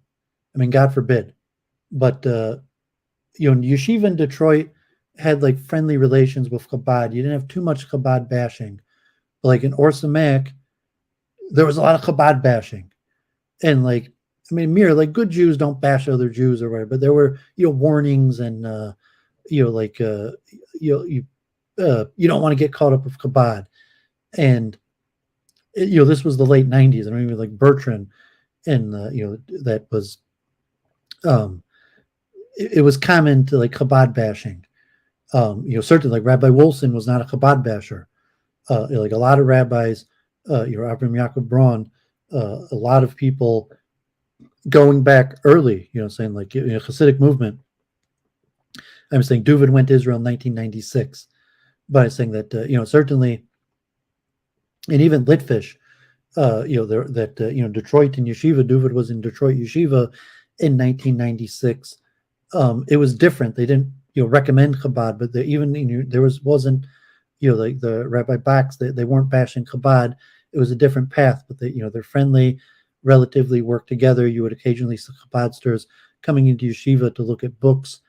But there was a certain element of anti-Chabad sentiment that has waned as Chabad has become more and more popular, and the competition for Kirov, Chabad has largely won. So you have different styles, and maybe I talk about it. I don't know if Joseph is in the chat still. He asked me questions last time, but different styles of yeshivish Kirov, which Doovid started off like your Rabbi Jacobowitz or Metro Detroit, your partners in Torah, which is basically trying to get people or Samak and Aish Torah to become like regular black hat Orthodox Jews, or at least modern Orthodox, and under the system of the mainstream sages of yeshivish rabbis that I'll talk about in my next Ask the Rabbi in the yeshiva system. Chabad has a more take it to the Jews, as opposed to bring the Jews. So like in Metro Detroit, the Orthodox communities in Oak Park, which is relatively of the Jewish communities, the poorest of the Jewish communities. You have Jews in Southfield, Doooovid's in Southfield, and West Bloomfield, Farmington Hills, and the Orthodox communities in the poor of the areas. Like in New York, the Five Towns, Teaneck, Englewood are all Jewish neighborhoods, the Reform Conservative, very wealthy. The Orthodox areas are poor parts; they're more urban. Crown Heights is the white flight. Everywhere in New York is expensive, but to be where the yeshivas are usually in more urban areas, and they're usually for Jews the poor sections of towns. So I mean, like relative to Jews in Jewish neighborhoods, the Orthodox areas are usually the poor Jewish neighborhoods, and Orthodox Jews tend to be the poor of the Jews. Although to some extent, all Jews financially do relatively well. John, you mentioned Albert Kahn. Albert Kahn, I mentioned him on my civil engineering stream. Like Albert Kahn's father was a rabbi in Detroit before World War One. Although rabbi in America didn't mean that much. He just been like kept kosher. He didn't really didn't have yeshivas or that serious. And Albert Kahn becomes Henry Ford's architect. I mentioned that in my stream on civil engineering. Albert Kahn, even have the Albert Kahn exhibit at the Detroit Historical Museum. I have this whole stream with my mom at the museum, at the Albert Kahn Historical Museum. It's a little bit off topic, but yeah, Doooovid's a big Albert Kahn fan. So the yeshivish method of kiruv is basically you have to abandon your previous lifestyle, and like Doooovid tried to live among Orthodox Jews, and within Orthodox Jews there's somewhat like of an anti-university sentiment, and there's a cultural I put the link in the chat virtual if if you wanted to come on and talk. It's going to be too difficult to debate you from the chat or whatever. If you just have questions, but it seems like it seems like you're basically a counter Semite, which will get me. But if you want to talk, we can. But the Chabad model was go to areas where there's a decent Jewish community, compete with Reform and Conservative Jews offering rabbinic services. So the Rebbe also innovated competition in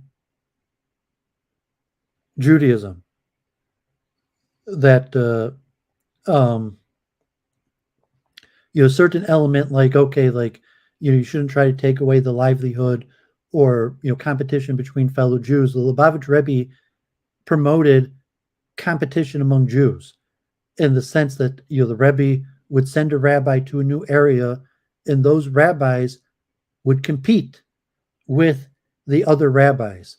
And in the time where Chabad is somewhat taken over Reform and Conservative, what Glib was mentioning, where you have what I'll call the ethnic group Chabad, where you have 200 years of pejorative but inbreeding of a form, where you have Jews from a geographic location, because really everybody inbreeded in Eastern Europe like that, saying where you had 200 years of the growth of a insular Jewish community and intermarriages within the community for 200 years.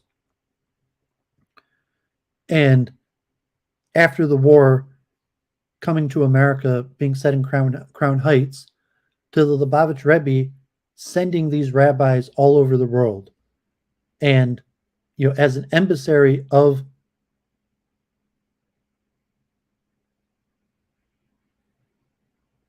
the Rebbe, yeah, that's on you, virtual, if you're from a phone or you don't have the tech, but I don't know if you could do it from a cell phone. I don't know if StreamYards works from a cell phone. So you may not be able to join the link, but yeah, it's going to be too much for me to debate you with just like your links in the chat. So you like reach out, join my Discord or like, Twitter or something, or put some comments on the chat either, but it's going to be too difficult to, focus on one talking and then to keep on trying to reply to your comments.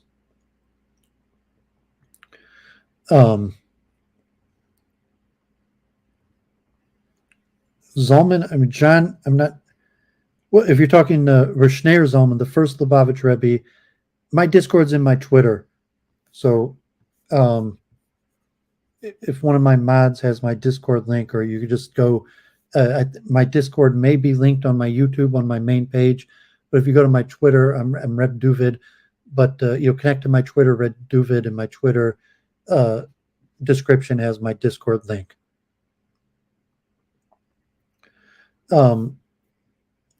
So you have this ethnic base of Chabadsters, like a large ethnic base, like, tens of thousands in Crown Heights. And in the late 50s already, the Rebbe starts sending rabbis all over the world for a competitive model.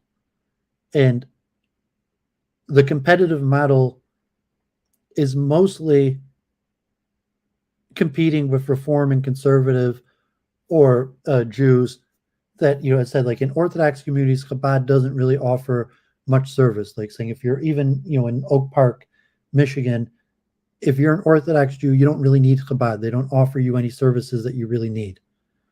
You're saying like Chabad, you call it like Kira, but it's mostly Judaism 101. You might have like some Tanya scholars or Hasidus, and you have, Jews like, there are Chabad synagogues that other Jews go to pray or learn. I mean, there are Chabad rabbis that are scholars, but generally, Chabad doesn't offer services that are needed by other Orthodox Jews. The services that they offer are needed by non-Orthodox Jews, and basically their basic rabbinic services, synagogue, and they start without a synagogue. So to have a synagogue where you actually Orthodox people that need a synagogue, that go to a synagogue every Sabbath or even every day.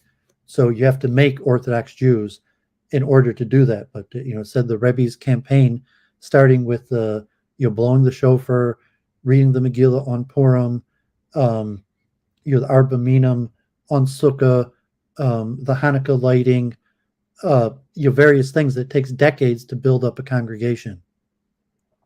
And the Chabad houses, the Rebbe, one of the first things was Chabad houses on university campuses, and we have Jewish students that were on university campuses that. Okay, one second. I'll put my Discord invite in the chat.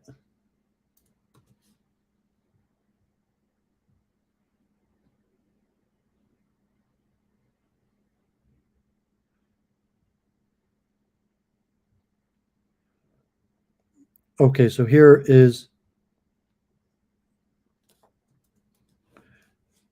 there's my Discord invite. So yeah, if you want to schedule a debate or something, get your internet together and we'll do that. But if you just want to, ask some questions or something, it's probably best for my Discord.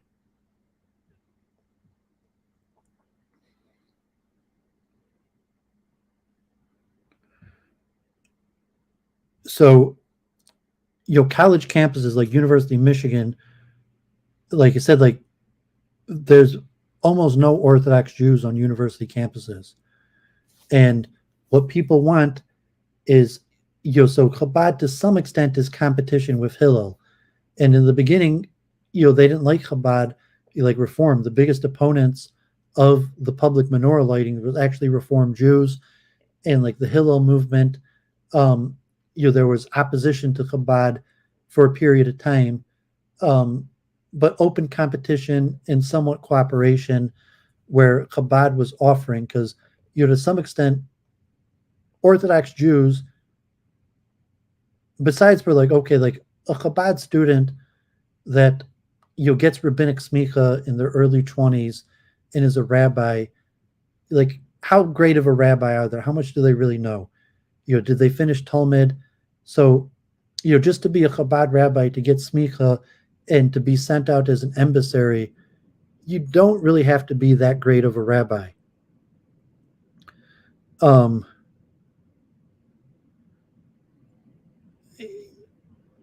Yeah, I mean, virtual, I'm not sure how much sense you're making. I mean, say you want me to understand some aspects of Judaism that you find offensive and detrimental.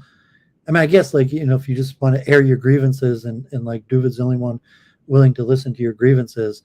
But I'm not sure how much sense that makes. I mean, just say I could see that. You say okay, what the problem with society is, or what the problem with you people is, and God forbid.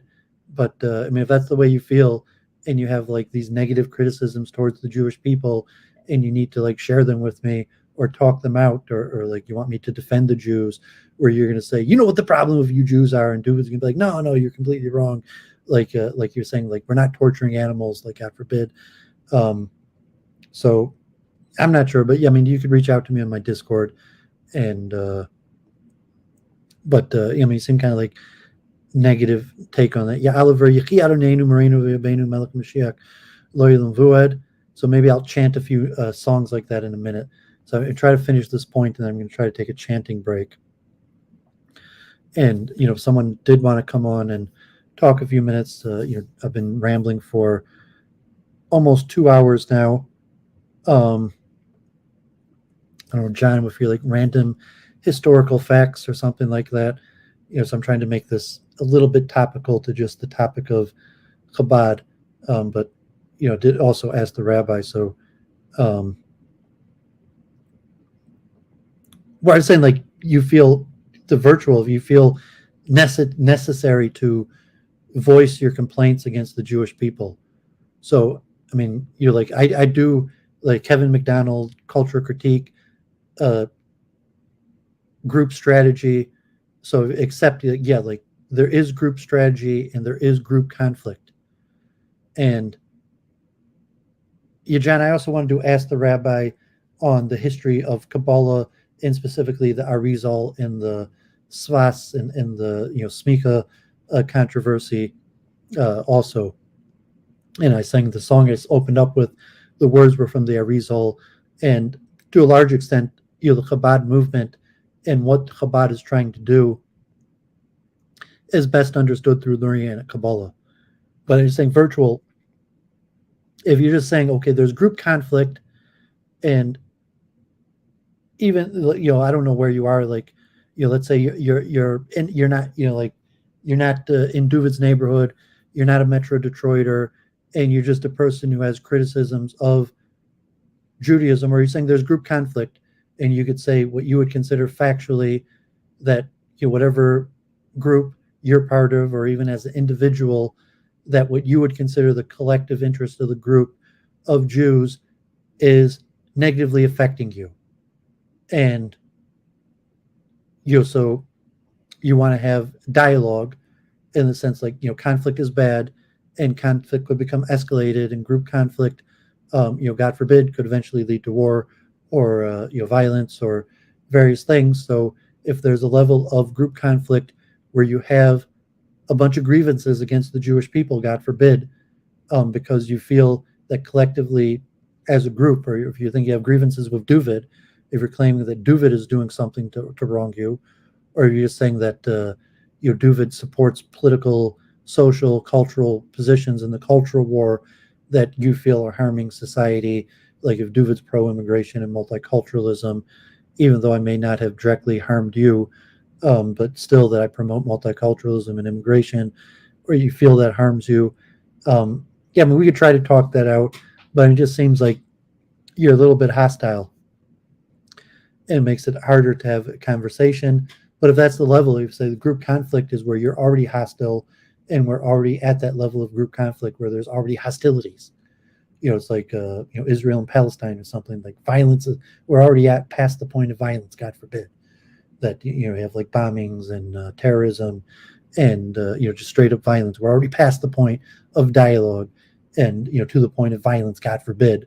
So that's the importance of dialogue, and saying Doooovid's message is more for the goyim. So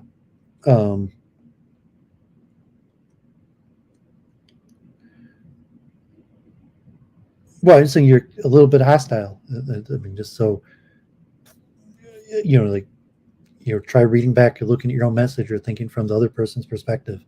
If you're saying there's a reason you're hostile because we're in a state of conflict, and expect escalation, or something like God forbid, action, reaction, karma. That if we're already in a state of conflict, like you said, if punches have already been thrown, and you get punches back, that's the state of conflict. God forbid, where someone like, well, why'd you punch me? Because like I was punched, I'm punching back.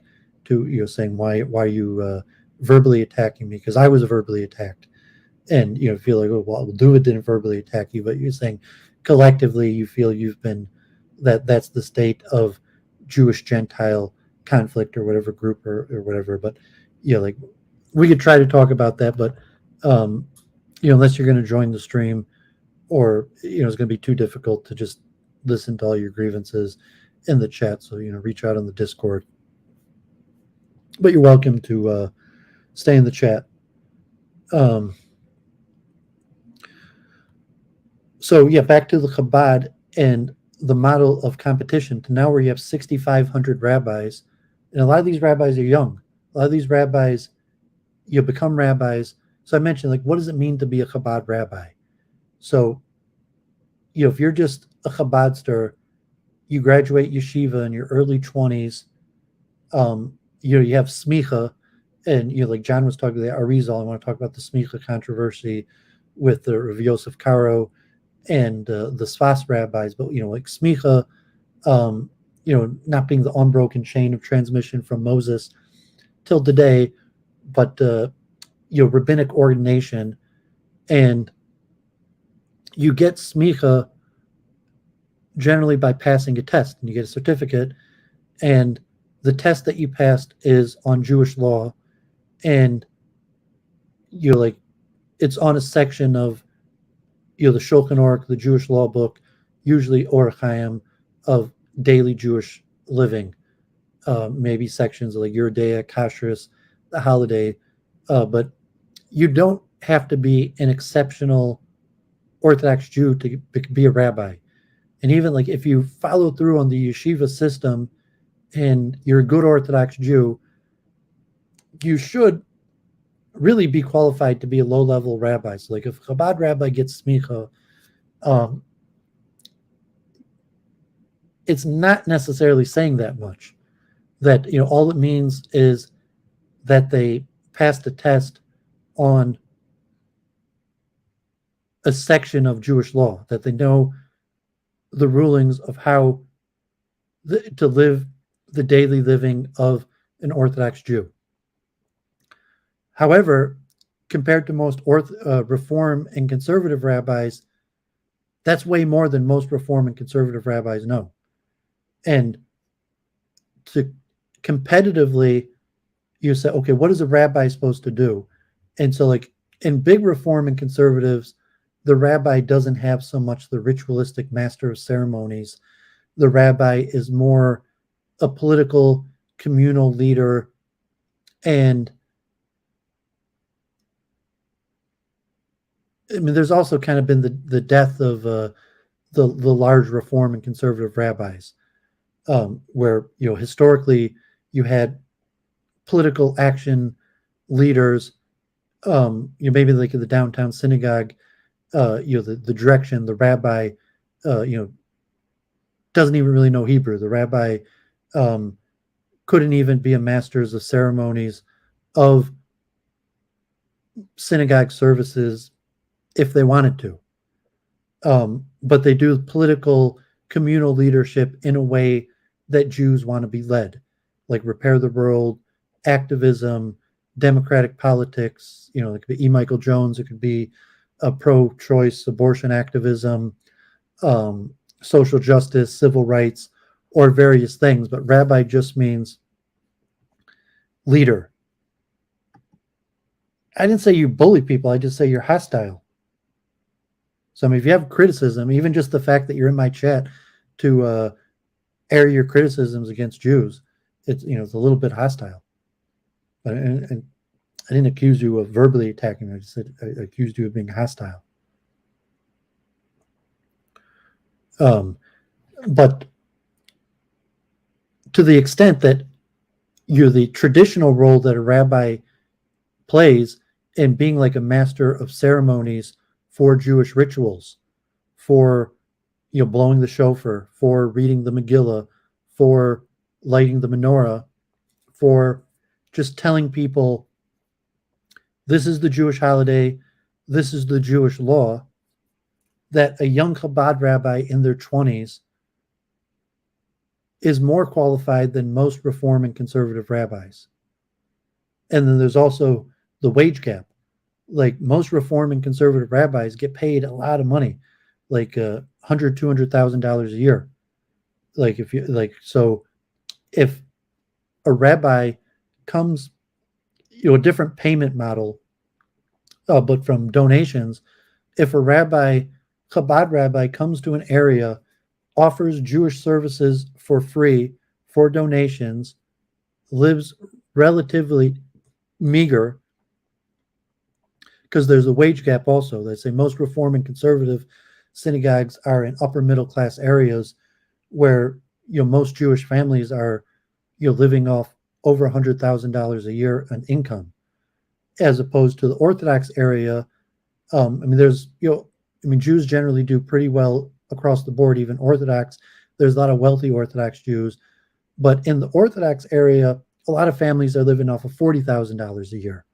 So, if you're a rabbi and like in the Orthodox yeshiva system, like if you're just a local Orthodox rabbi in your Orthodox community, you might only be getting paid $25,000, $30,000, $40,000 a year. And if a Reform or Conservative rabbi is making like $150,000 a year, and Chabad could send a rabbi out that might be doing most of it voluntarily, let alone like being salary, but like familiar support, donations from people in the community for the service, where you have basically a rabbi doing the same thing for free that the Reform or Orthodox congregation is charging large sums of money for.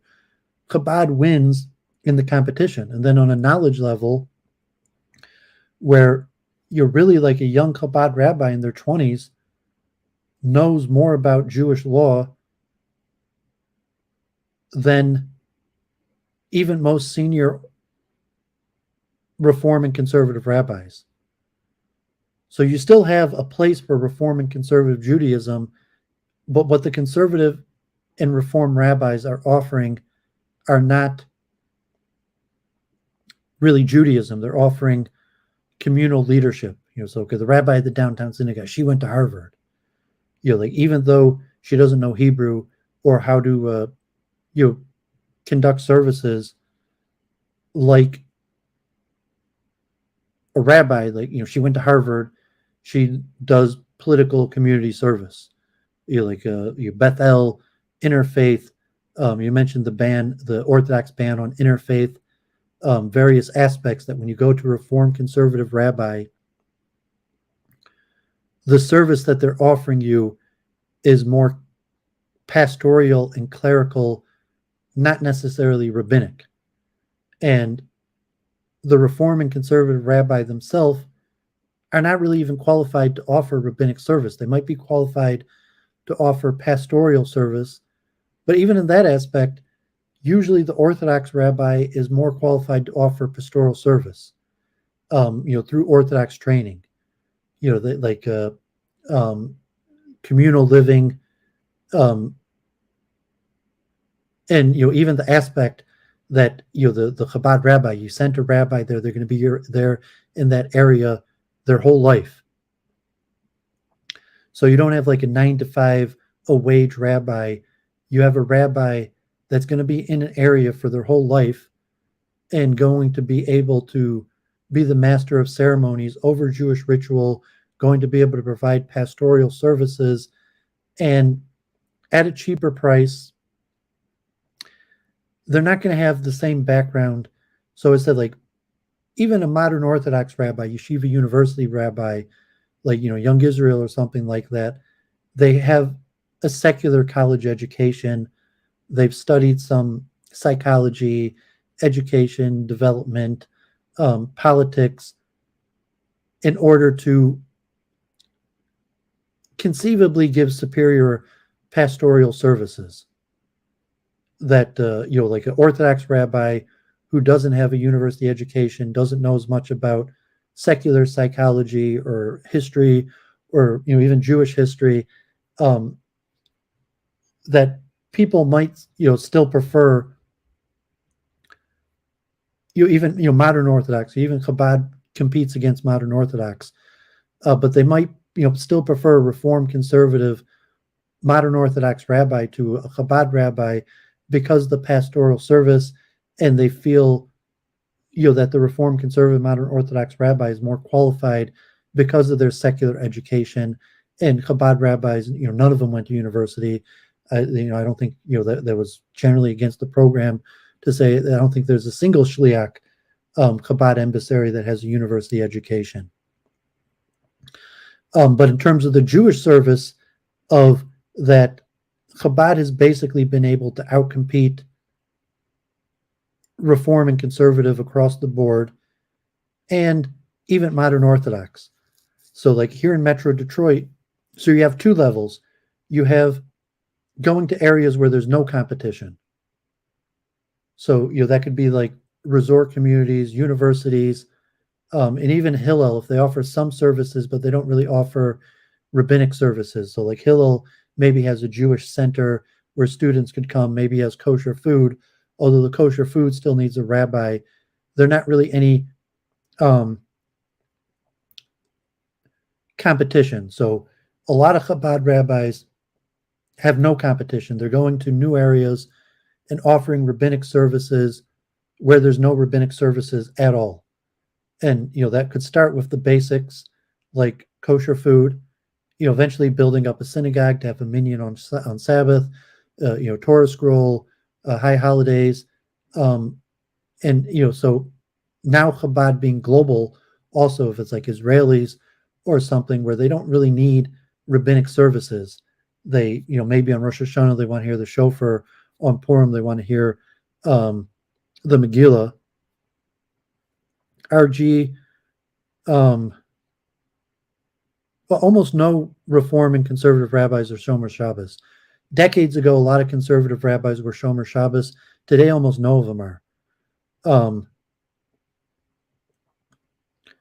You don't need, a rabbi to look in your fridge as an individual by saying that if you, on college campus, if you want to have a cafeteria that's kosher for students, you need a rabbi if you want to have a restaurant or in a town. So if you're just an individual Jew, if you want kosher meat, you have to, oversee kosher slaughter. You need a rabbi. So there's Chabad that is going to areas where there is no Reform or Conservative, there's no competition, and there's Chabad going to areas where there is competition for the Reform and Conservative, and they're offering a different service. So a lot of Reform and Conservative Jews, historically, they didn't care about this. They're saying that when Reform changed Judaism, there was a period where they switched to English. They basically altered Judaism. And besides like, okay, driving to synagogue, moving to the suburbs, or you're just coming for Rosh Hashanah and Yom Kippur, where they actually, they wanted to switch the synagogue service, have an organ, have a lot of the stuff in English, even change some of the prayers to make it more amenable to modern liberal beliefs. And you have a few things. You have the rise of Israel. So, Reform and Conservative rises in a weak Israel. And when you have a strong Israel, and then you have a strong Israel where you have ultra-Orthodox in positions of power, like Netanyahu and his Orthodox coalition, Reform and Conservative don't connect you to the power base of Israel, or even to, international. The Chabad has grown to a successful international organization that you want to be part of global Jewry. You're more part of it through Chabad than Reform or Conservative. And Reform and Conservative is very expensive. I just saw the downtown synagogue when I first started going there. When it was free, and there was a budget of like $40,000 a year. When I very first started going there, and they recruited me to help out, and all they had was Rosh Hashanah and Shabbos day minyan, and they had a budget of $40,000 a year. All donations. Now they want $150 a month membership, which is normal. So I'm saying, even modern Orthodox, Reform, Conservative, that they're a fortune. They cost thousands of dollars a year membership, and a lot of these places, the people okay, at least like Young Israel, if you're going to pay like $1,500 a year for a family membership, most of the people go there all the time. There's minyan 3 times a day, every Sabbath. If you're Reform and you got to pay thousands of dollars a year, and you only go there a few times a year, my parents, when I was bar mitzvah Reform, we belonged, and then after my bar mitzvah, they canceled the membership because it was like a fortune. And after when my bar mitzvah, I was going to Hebrew school and Sunday school, but after my bar mitzvah, no one was going there. It was just a waste of money. So financially, you can't compete with Chabad financially. They offer better services at a cheaper price, and really they offer it for free.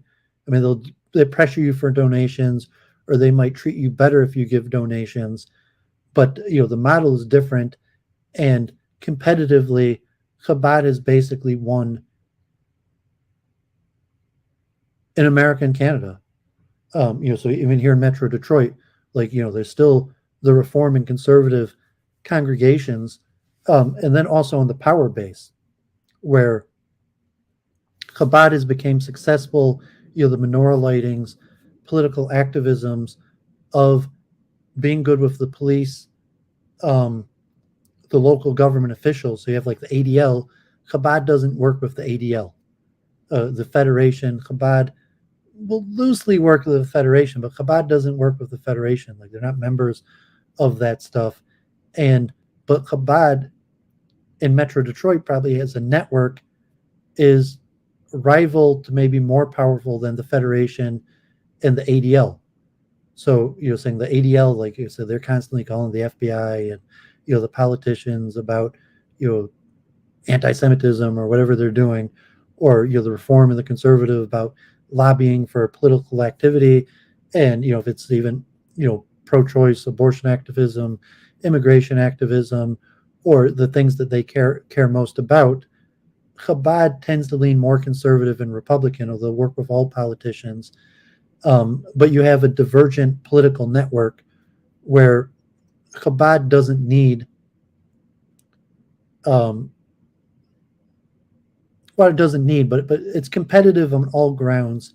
And so that's why in the 90s, people were still bashing Chabad. Now Chabad, 2020, I would say it started switching in the 2010s. I first, started working with Rabbi Balkany. I was doing concerts with Yaakov Gluck, and he started becoming pro Chabad, and he was a little off the derrick, and so in Rabbi Gluck, Edgar Gluck was pro Chabad. Edgar Gluck used to meet with the Rebbe. I mean, he was a police, worked with the police. He was pro Chabad, and he had meetings regularly with the Rebbe. But his stepson that we worked together making concerts, became like Chabad, pro Chabad, and that was maybe the late 2000s, and there was still a lot of anti-Chabad sentiment. However, people went with results. They saw that you would produce results. We were making concerts, and we worked together with Chabad. Like we had Piamenta, we had Rocket David, see Israel Baton, friend on, wrote a book now on anti-Semitism, God forbid. But, with a band, Rocket David, and they saw the results. Working with Chabad was producing results. So in Borough Park, there was like Chabad, but you saw results. It was like, Chabad's all over the place. There's a network. Rabbi Balkany was a powerful political lobbyist. From Metro Detroit, and he wasn't really Chabad. He married Chabad and was semi-Chabad, but he went to Tor Vodaas. But people went with the results. And by the 2010, also Netanyahu. Really, Netanyahu is Netanyahu's probably the biggest single force in the legitimation of Chabad. So Netanyahu becomes prime minister in the late 90s. Really, like people in the know, Chabad was always big. Like all the prime ministers met with the Rebbe. Like the Rebbe was involved in like procuring firearms and weapons for Israel in the 67 war. Like the Rebbe was, had military U.S. government connections, was doing like, top Israeli, you could, anybody knows Chabad, you could see the interviews, read the books. The Rebbe was meeting with senior ranking officials in Israel, secular officials in the 60s. The Rebbe was procuring weapons for Israel with connections in like, the CIA in already in, the 6 Day War and in 1976 and various things. The Rebbe was extremely influential, but there still was kind of like under the radar. A lot of people were still anti-Chabad and didn't know what the Rebbe was doing. And, so your average person on the street had larger anti-Chabad sentiment until Netanyahu. Netanyahu is the first major public figure. You also have like the Jews in Russia in the 80s, and Chabad is very big. And, Chabad is kind of like charity, Russian Jews, like, like when the Reform is still big in the 80s, like, Chabad, they help out the Russian Jews. Like, we don't need Chabad's help, but like, Chabad, they're doing good work. They're helping out the Russian Jews. Until the rise of Netanyahu, becoming prime minister in the late 90s, and Netanyahu is openly a student of the Chabad rabbi. The videos exist, although it's still before the internet age. So Netanyahu would occasionally mention the Rebbe, but Netanyahu was basically like made by the Rebbe. The Rebbe, procured and was probably the single biggest factor in Netanyahu's rise to power. Now you can see the video evidence. You could just go to Gem or YouTube it and see the video evidence. In like the 90s, when Netanyahu was prime minister in Israel, you'd be like, oh, Netanyahu, he's a Chabadster. No one would believe you because you didn't have YouTube and the internet to just like show the videos. Or like politicians, they speak to everybody. So Netanyahu would go to Chabad, and then he'd go other places and wouldn't mention it. And because politicians are politicians and say everything to everybody.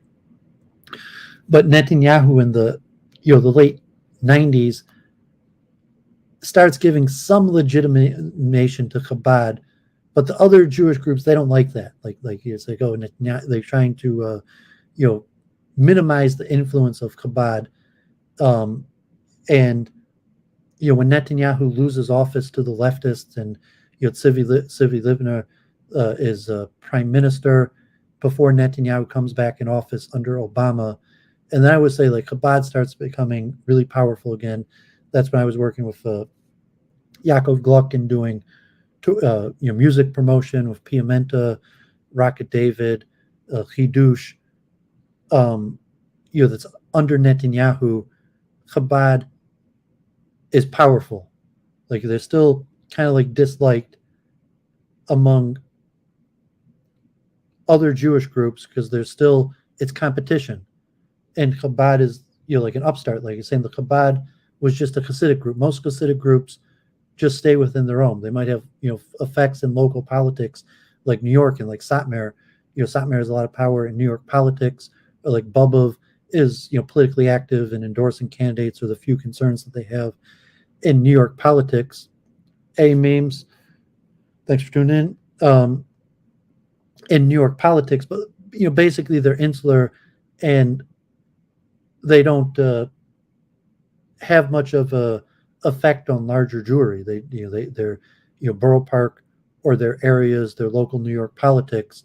As where the Rebbe, one thing, like he was active in Israeli politics going back into like the 80s. He was speaking up against Israeli politicians, and the Rebbe was openly competing against Reform and conservative and modern Orthodox Jews, and even to some extent mainline Yeshivish Orthodox or other Hasidic groups, much less so. So you have, like when Chabad started doing the menorah campaigns in 1973, a lot of the people who sued Chabad were Reform Jews. The biggest opponents of Chabad in the 70s were Reform Jews. And, through the 80s, probably the biggest opponents of Chabad were Reform Jews. And so Chabad really won on the open market of religious competition in America. And there's a few things. Like one thing, you call it like, bottom feeding. So Chabad would take people who fell through the cracks. Chabad would take poor Jews. Chabad would do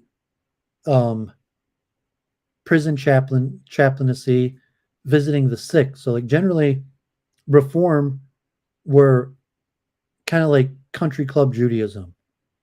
Reform congregations moved out to the suburbs, into upper middle class suburbs, and they were out of the activity in the urban areas, and you had to pay a whole bunch of money to be part of them. And if you weren't part of them, it was kind of just like a country club. Like, oh, there's the Reform synagogue, the country club that I'm not a member of. And if you weren't a member, you had nothing to do with it. Maybe you had Jewish friends that were members of it, or like when Jews used to go to public school, there have been a few Jews who were just unaffiliated Jews, and a few Jews that were members of Reform congregations. That Chabad starts with the unaffiliated Jews. Like Doooovid was an unaffiliated Jew. Like, bar mitzvah Reform, then I wasn't a member of any congregation. In high school, I'm an unaffiliated Jew. Largely because being a Reform Jew was just too expensive. It was a waste of money. My parents would have had to pay like $3,000 a year to be a member of a synagogue. For what? Maybe we would have went 2-3 times a year. I mean, it would largely just economically, it was just a waste of money to be a Reform Jew. So that, Chabad on that open competition model where, and then they're also saying like the bottom feeding, like Jared Kushner became Chabad. One thing he went to Harvard, and then like Chabad in Harvard, but Jared Kushner became Chabad because his father went to prison and everybody turned against his dad. God forbid, he had his own school and the Frisch school in Teaneck, and his fellow Jews, turned against him. Like, they're upstanding, educated, upper middle class Jews, and his dad went to jail. He's a bad guy. He did all these bad things. And so they distanced themselves from him and didn't want to be friends with him anymore, and said bad things about him and his dad, God forbid, behind his back. But not Chabad. Chabad offers the basic rabbinic services to Jews at large, which includes visiting the sick and prison chaplaincy. And generally, Reform rabbis don't visit the sick. You have to pay thousands of dollars a year. Like if you pay $3,000, a year or whatever, $1,000 a year to be member of a Reform synagogue, and you get sick, then maybe the rabbi will come visit you. But if you're just a regular Jew, you're not getting visited by a rabbi, in the Orthodox areas, so Chabad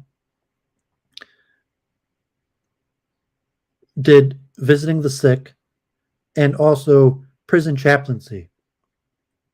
And, so if you're a Reform rabbi and like, okay, one of your congregants, so like if it was like Jared Kushner's dad, like basically like he got arrested, his dad got sent to prison.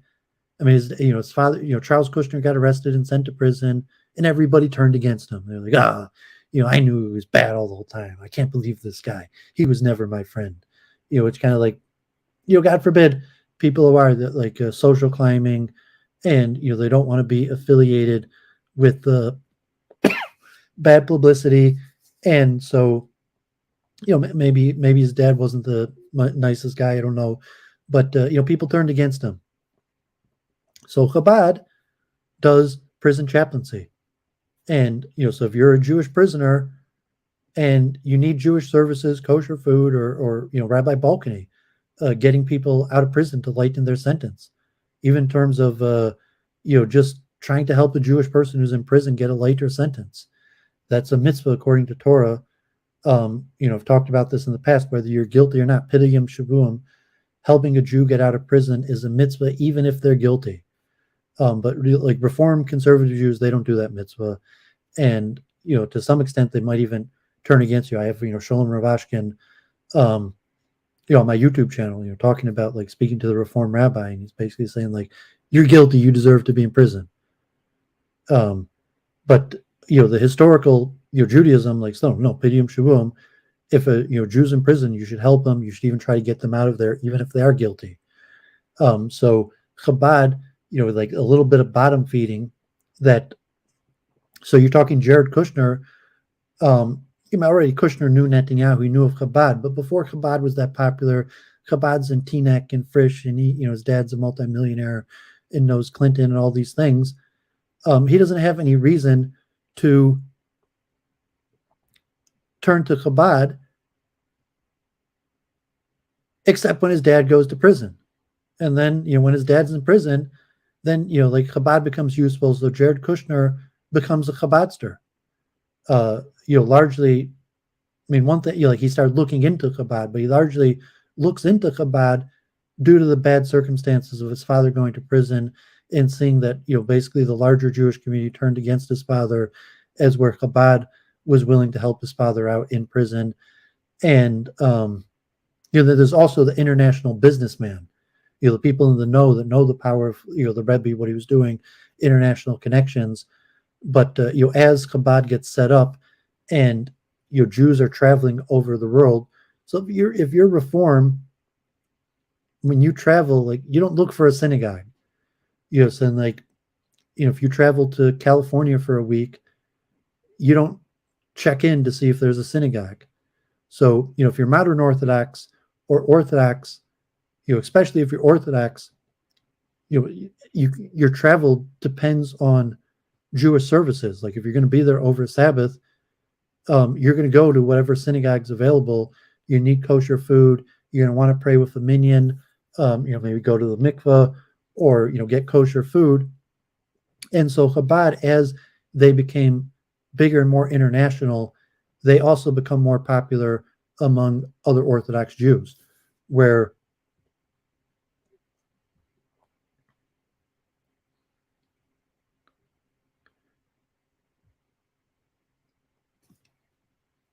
your average Orthodox businessman starts respecting Chabad more because when they travel and do business, they use the services of Chabad.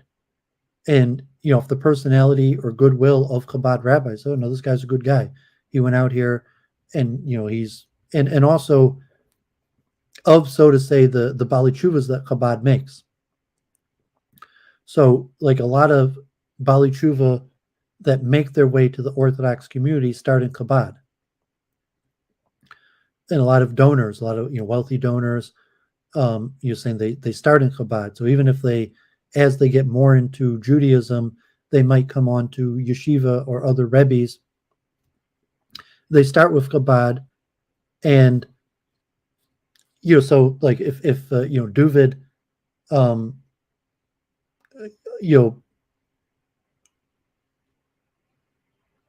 gets into Orthodoxy, and with the help of Chabad rabbis, and I'm in the Orthodox world, and all these people are saying bad things about Chabad. And it's like, well, Chabad, like Chabad helped me when I first started Chabad. They're the ones who sent me here, and now you're telling me bad things about Chabad. It looks bad for the mainstream Orthodoxy. So in that sense, there was a shift towards more friendliness towards Chabad. So that, I would say when I first started in Judaism in the late 90s, vast majority of people were kind of anti-Chabad. I'm not like anti-Chabad, they were like, but they, like would openly, be bad-mouthing Chabad, God forbid. Even into the early 2000s, there's some people, like Moshe Wolfson and even other Hasidic groups that like Bubov, Sklen, a lot of people badmouth Chabad. I'm saying, like, a good Orthodox Jew or even Reformed, they're not into the habit of bad-mouthing people. But saying, okay, Lashon Hora or whatever, people speak Lashon Hora, but I'm saying, like, now, much less bad-mouthing Chabad. Even, like, Reform Conservative, very few people bad-mouth Chabad. One thing, Chabad has become powerful, and the other thing is Chabad offers services to larger Judaism. That even if you're Reform or Conservative, and you say, well, I'm Reform, and if I travel, I don't need a synagogue. But if you're, Reform rabbi or political connections, and a lot of times it's on, the negative side of things that, the things that, God forbid, that Reform and Conservative Jews neglected, like prison chaplaincy, visiting the sick, that, that your Reform or something is, one of my congregants in their prison, and, they'd help. I never thought this would come up. But, this was, one of my better congregants, one of my friends, and now they're in prison. Can you help them? And I said, well, we don't have a prison chaplaincy network. We don't have those kind of connections. So they have to go to Chabad or, go to the Orthodox who have those networks, or visiting the sick. When, someone's sick and they say, well, like this Chabad rabbi came and visited me. And you're like, the Reform rabbi is like, well, we don't do that. And you're saying, well, like, what the hell? I understand, like, okay, we don't do that. Like, we don't visit the sick. That's not one of the things that we do. But they say, well, there's these Chabad rabbis, and God forbid, I was sick and I was in the hospital, and this Chabad rabbi came and visited me. So there's, all these methods that largely through the mitzvahs, that's actual mitzvah. That's, what you're supposed to be doing, according to Judaism, visiting the sick, helping out prisoners. But there's certain elements like that where Chabad kind of snuck their way in to outflank in the competitive market. And, so obviously, like here in Metro Detroit, I can't even think of the last time they built like a new Reform or Conservative synagogue. Like, Chabad, they're still building new Chabad synagogues. Like, okay, so here in Metro Detroit, you have huge, like Temple Bethel, Shari Tzedek, Temple Israel, and the congregation, the numbers are declining, and the people that are active there probably still go to Chabad. Like even the downtown synagogue cross organizes events with Chabad. And a lot of times it's because the same donors, like the Davidson Foundation, who is basically the single largest, almost the exclusive donor of the downtown synagogue, also is a donor of Chabad. And so, like the Sukkah event, bring together, like from the donor, that, if the donor who's giving money to the Reform and Chabad wants a co-hosted event, that you'll find a lot of, almost all Jews will co-host events with Chabad. And then you also have the political power. A. Reiner, thanks for tuning in, and God bless. Shua Tov. So, once Chabad becomes more politically powerful, like I mentioned, like getting people out of prison, political lobbying, even international connections. So, like originally, like Russia, so the Reform worked with Chabad to help Russian Jews. Like I remember, I was young when Chabad was helping Russian Jews. Like like I was Reform, like I was educated. I was from a upper middle class family. Like Chabad, that was for the poor Russian Jews. So like, oh, respect Chabad. You're like because you come from Russia. And like at that point, it was kind of like, God forbid, I thought it was better than them, and to some extent, evidentiary, like Temple Bethel, Chabad, they come from the poorest area of all the Jewish neighborhoods, Metro Detroit, like Oak Park, and Chabad is in the poorer section of Oak Park. Like Chabad is by 9 Mile. So like the Orthodox Jews are, Doooovid's on 11 Mile. Temple Bethel's on 14 Mile. The Orthodox Jews are on 10 Mile, and Chabad is on 9 Mile. Like that's only 1 mile away from Detroit. So like Chabad was like, like the poorest of all the Jews. The Chabad Center was in the poorest section of all the Jews, and like, oh, like how nice, like they're helping the Russian Jews. That was back in the 90s. In the 80s. I remember that from the 90s, but that's going back from like the 80s and the 90s, where Chabad was biggest on like the scene of larger Judaism, the role in helping Russian Jews and the connections to now, Zelensky, Putin, internationally, Korea, China, India, Chabad is better connected. Chabad has better connection to wealth. Still, like and the dying down, the empty nested, intermarriage, God forbid, Doooovid Alta Bocher, the reverse pyramid of aging and Reform Jews, below replacement rate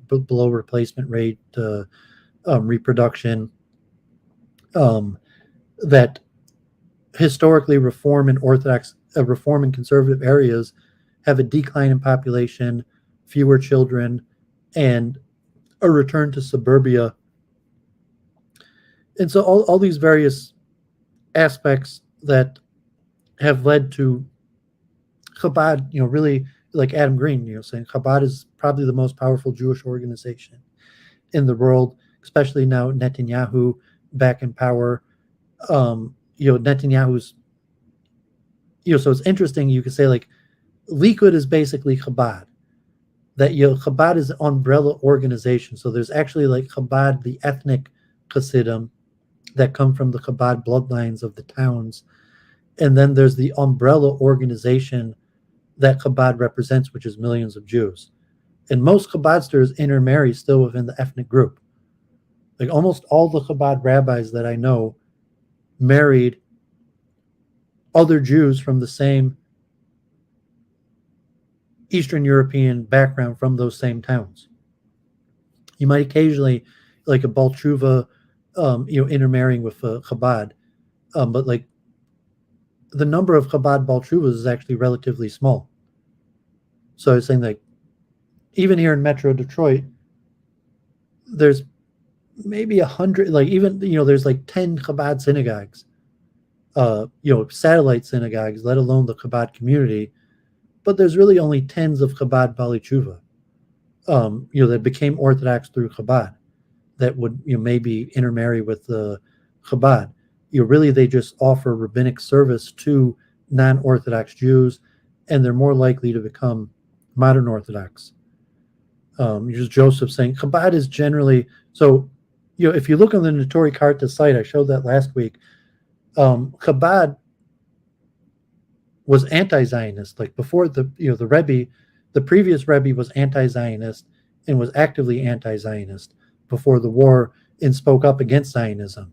But before the war, the 5th and 6th Rebbes were ardent anti-Zionist and openly opposed to Zionism. The Rebbe of the innovations worked together with the state of Israel. I mentioned like the Rebbe was a major figure. The Rebbe like procured weapons for the state of Israel. The Rebbe, had serious international United States political connections, and even the secular prime ministers of Israel came to Crown Heights to meet with the Rebbe. Jonathan Sachs, Rabbi Sachs, said he didn't even plan on becoming a rabbi, and he became a rabbi due to the Rebbe. But Chabad is I don't know if we call them anti-Zionist. So they work with the state of Israel,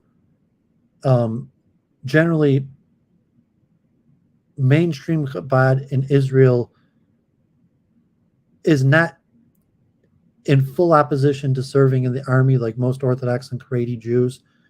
Chabad is not part of Agudas Yisrael, United Torah Judaism, or Shas. Some of the agreements that have exemption, like the United Torah Judaism exemptions for military service, don't include Chabad, and some of that's political, because in Israel and like United Torah Judaism, there's still a lot of anti-Chabad sentiment. So you do still find in Israel a lot of anti-Chabad sentiment, and but within United Torah Judaism, and Chabad has much less power in Israel than as a global movement. And so, like Netanyahu, Israeli politicians that like Chabad as a global movement centered in Brooklyn, as opposed to what Chabad actually does in Israel. And actually in Israel, in terms of like Kirov and making Bali Tshuvas, Breslov is much more successful. So in Israel itself, Breslov is actually like the Chabad of Israel. So it's an interesting component. Like Chabad, you'll never see an Israeli flag at a Chabad synagogue. Chabad, like they won't play a tikva at their events, but they support the state of Israel and they support strength in the army. So it's a certain level. It's a little complication. I wouldn't call Chabad anti-Zionist, but they're definitely not Zionist. But Chabad actively supports the state of Israel and even strong militarism. That Shmadrik and Kahanist, and a lot of Chabad that become Zionist, would be like the neo-Kahanists, and like very strong, like Israel for the Jews, or even God forbid expulsionary plans for Palestinians. The Rebbe's vision was more nuanced. The Rebbe supported strength, and he supported helping Israel win the wars. The Rebbe worked for the U.S. military. The Rebbe helped procure weapons for Israel and negotiate between U.S. officials and Israel, but was definitely not a Zionist. And the Rebbe, believed in, the Rebbe, I mentioned it earlier. Maybe get back into the conversation, like the role of, Rabbi Moshe Wolfson, the concept of the one person every generation having the soul of Messiah, and the 36 hidden righteous tzaddikim, and the concept of the Rebbe as the soul of Messiah of the generation, in the sense like the Rebbe was probably closer to actually like your neo-Kahanist in that sense, that reinstitute, rebuild the temple, and Messiah will come, and biblical prophecy will be fulfilled. But the Rebbe actively supported the state of Israel and the Israeli government and Israeli politicians, but at the same time the Rebbe publicly criticized Israeli policy. So it's a little bit complicated and nuanced. And I would say it's different. Like Litvish Jews don't help Israel in the same way. They take advantage of the system. They'll take money from Israel or pay taxes. But the Rebbe was like procuring weapons contracts for Israel. Like he was meeting with prime ministers. Although Moshe Feinstein also met with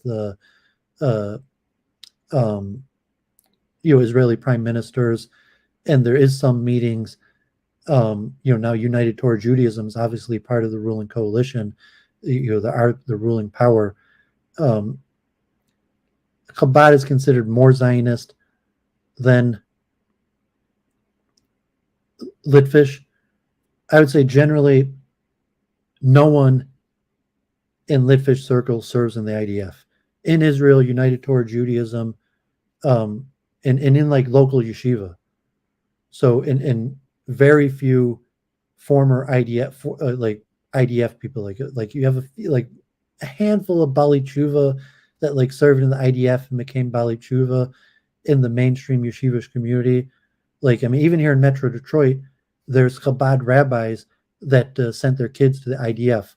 And those are more like Bali Tshuva, like, Shmuley Boteach sent his sons. There's a Rabbi Cohn here in Metro Detroit that sent his sons to the IDF. I don't think like the more mainstream like Chabad rabbis send their kids to the IDF, but like in the yeshiva circles, like in Detroit yeshiva, I don't know anyone who like went to the IDF, and if they went to the IDF, like they didn't go back to yeshiva. That was like the end of their yeshiva days. They might like donate or possibly send their kids, but there's a big disconnect in that sense that definitely Chabad is considered much more friendly to Zionism than mainstream Litvish yeshivish culture. So let me sing a few songs. So someone was mentioning the Yechi Adonenu and Yechi Adonenu, Morenu V'Yabenu, Melech Mashiach, L'Olam V'Oed, and that actually is not Chabad. That predates from the early Hasidic movements and early Kabbalah, and could be said about any rabbi. Yechi, long live Adonenu, our master, Morenu V'Yabenu, long live our master. Another word for like our master, our father.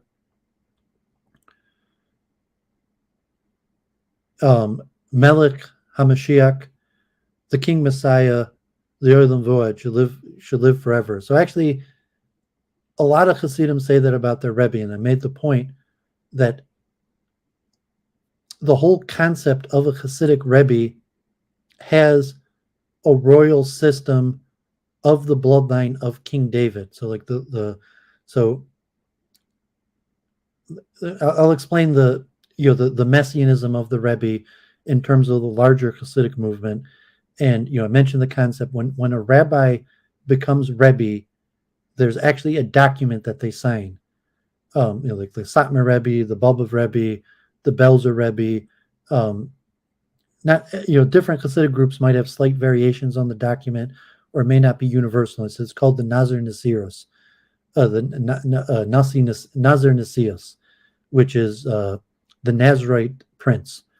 And it's an agreement of renunciation that when the rabbi becomes Rebbe, the Rebbe renounces all worldly pleasures, that the rabbi will exclusively be dedicated to shepherding the flock. Like I said, like, the Reform rabbi, like a Chabad rabbi, they don't go on vacation. Even just the Chabad Shliach, generally like a Reform rabbi, like 2 months a year of vacation, sabbatical. A young Israel rabbi, like 3 weeks vacation, sometimes during maybe like an Orthodox rabbi, like vacation in Av, like after Tisha B'Av till Elul. It's like the 3 week period from Tisha B'Av till Elul is a common times. Like even Rebbe's, like a Tolzar Yitzchak Rebbe he didn't vacation. He went to Switzerland. He was for health reasons. It wasn't considered a vacation, and he still served rabbinic function. But it's saying like the Nazir Nasiris, the Rebbe renounces all pleasures of the material realm, not in terms like a priest where they renounce family, or even like a Catholic priest that may not even have a bank account. Although a lot of Rebbes even renounce a bank account, don't own any of their own property. And like the Rebbe himself, the Rebbe actually was somewhat a self-made man. Most Rebbes live off of the charity of the congregation. The Rebbe was a self-made man. He worked for the Naval Yard. He went to the Sorbonne and had a good job and purchased his own house on President Street, and he lived off of his pension from the U.S. Navy. So the Rebbe was not supported by Chabad. The Rebbe lived very meagerly.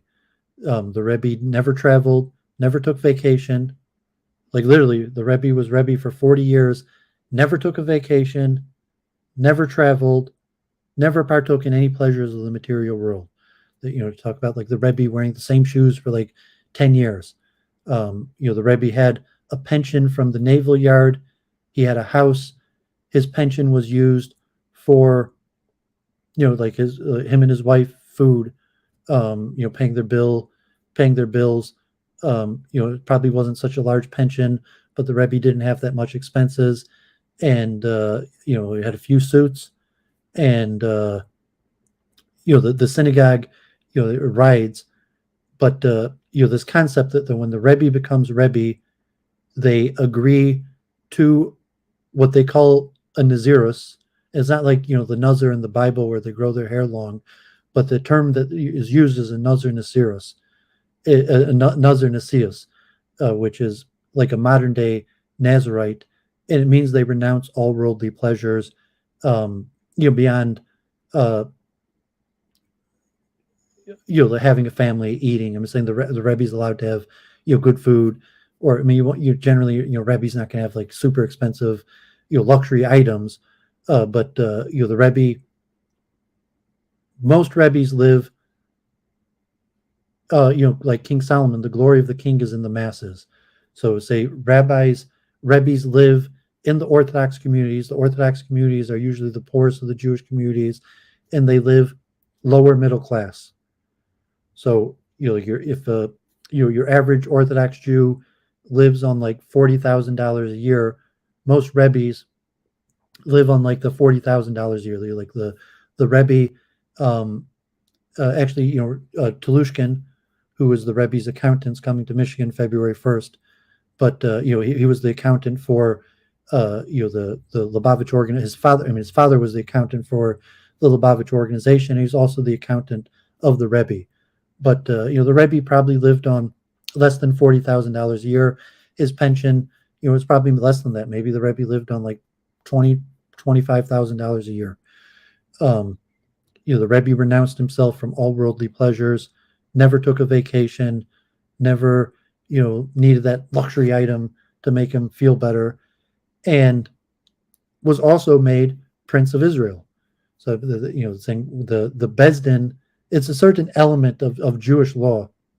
So it's a little bit complicated, because if you look at like, okay, you have this biblical system and you're descendants of King David. So like if you think like Prince Charles, King Charles now, and Prince Harry, renouncing the throne, or like the steps to the throne, it's not like that, but it's similar to that in the sense that you have the Rebbe's that are descended from King David, and when they become Rebbe, they literally get a royal appointment. They become a Prince of Israel, and there's a document that's signed by the rabbi and the rabbinic court that makes them Prince of Israel. So saying the Lubavitch Rebbe was literally, according to the rabbinic court, a Prince of Israel. And put that on a lower level. Say, okay, even your local Chabad rabbis are relatively renunciates. Like they're there, they don't go on vacation, they're not interested in just to become an emissary of the Rebbe. They don't actually have to sign a document of renunciation like a Rebbe does, but they largely renounce themselves of material pleasures and are given completely over to the mission.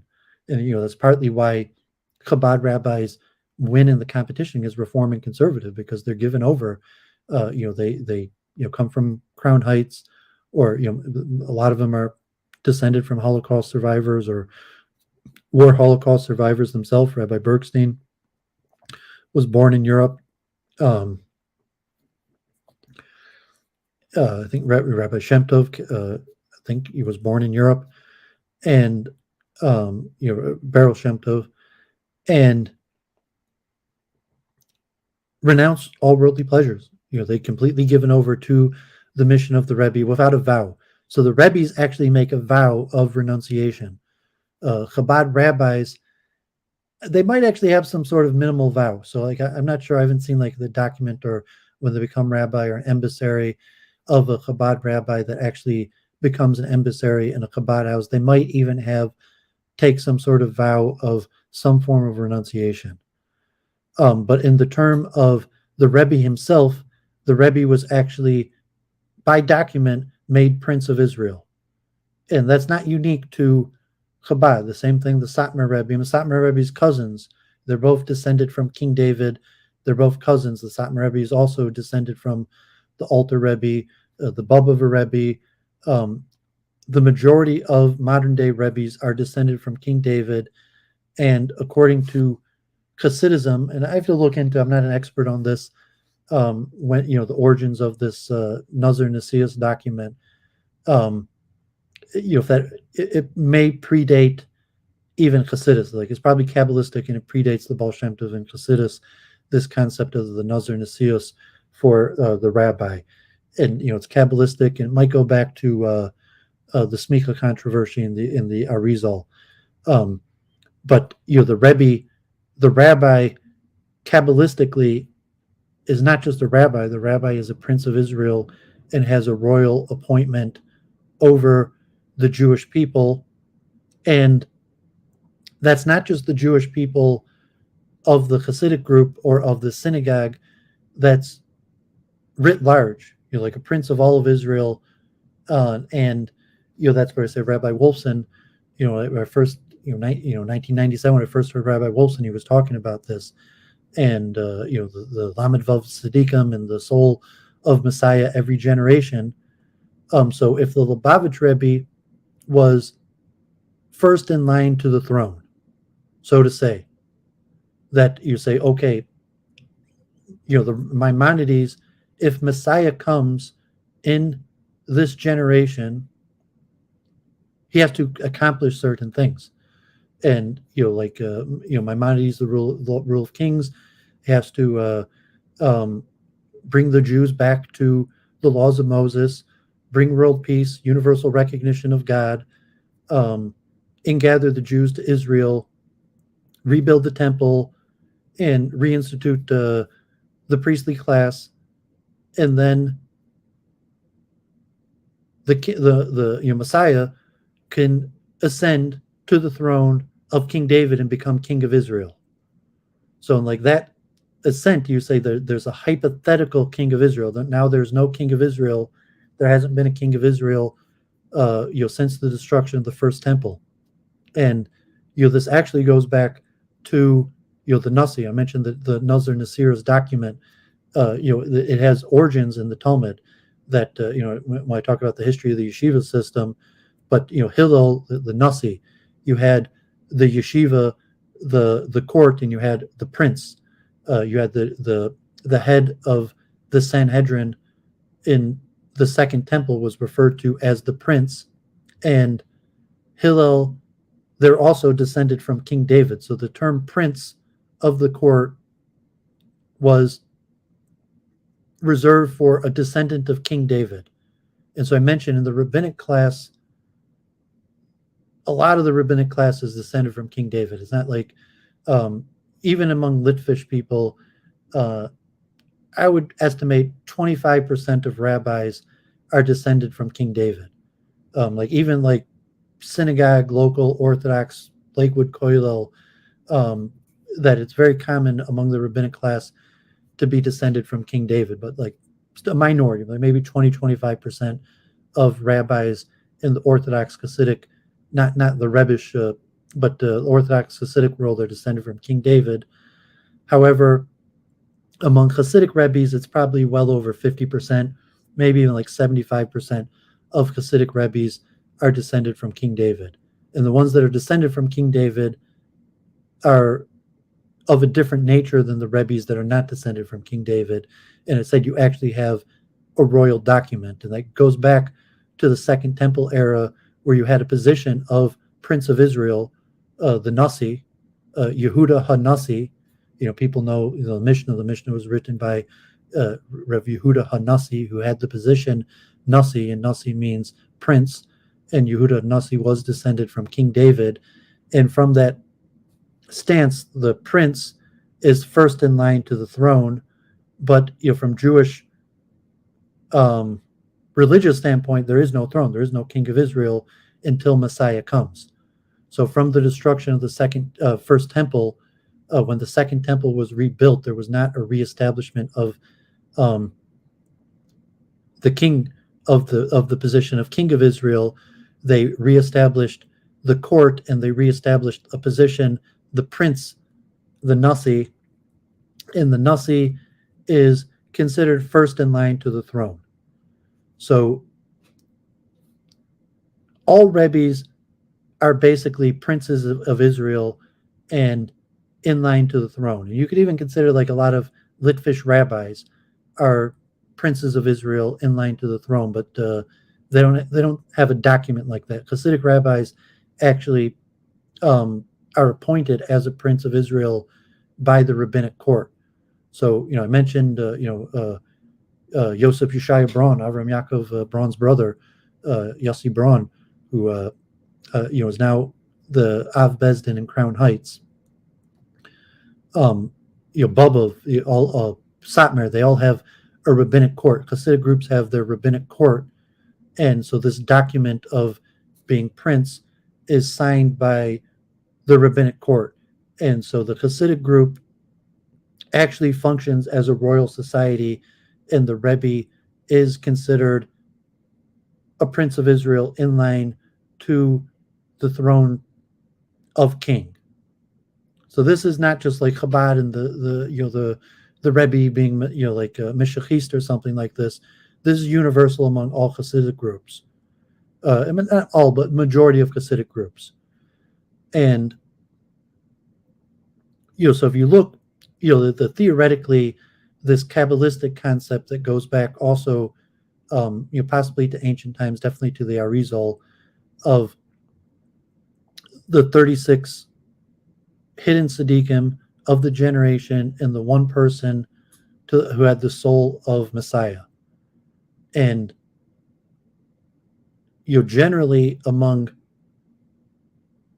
a large portion of Hasidim and even Jews in general who believe in this Kabbalistic concept was, okay, the Lubavitch Rebbe was the soul of Messiah of the generation. He was the first in line to the throne.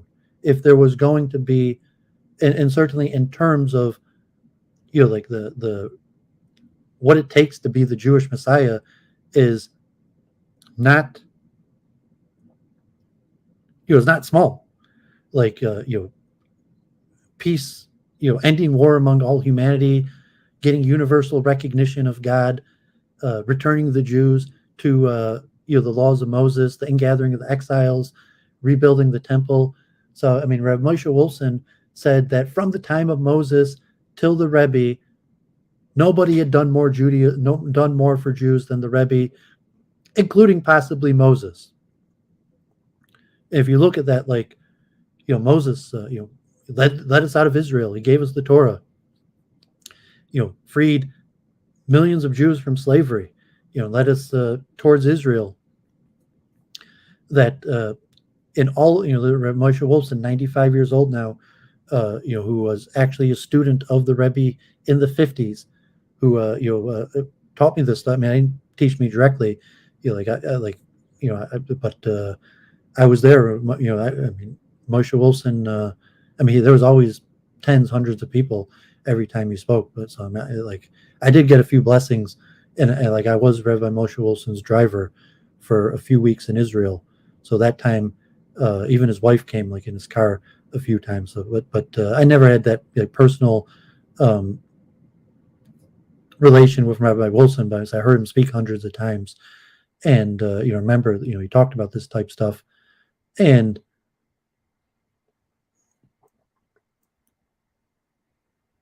so Moshe Wolfson was actually a student of the Rebbe before he became Rebbe. Moshe Wolfson is not a descendant of King David.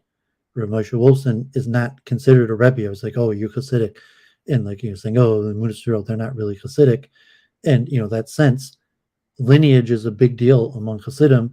Rabbi Moshe Wolfson's a Hasidic rabbi.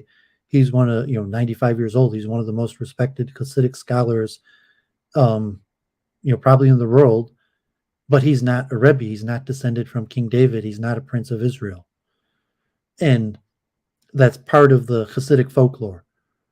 And so I mean, Joseph's saying like the other Hasidic group accept the legitimacy of the Rebbe is say like, yeah, I'm saying almost all Hasidim they're all disciples of the Baal Shem Tov, and they follow a different path.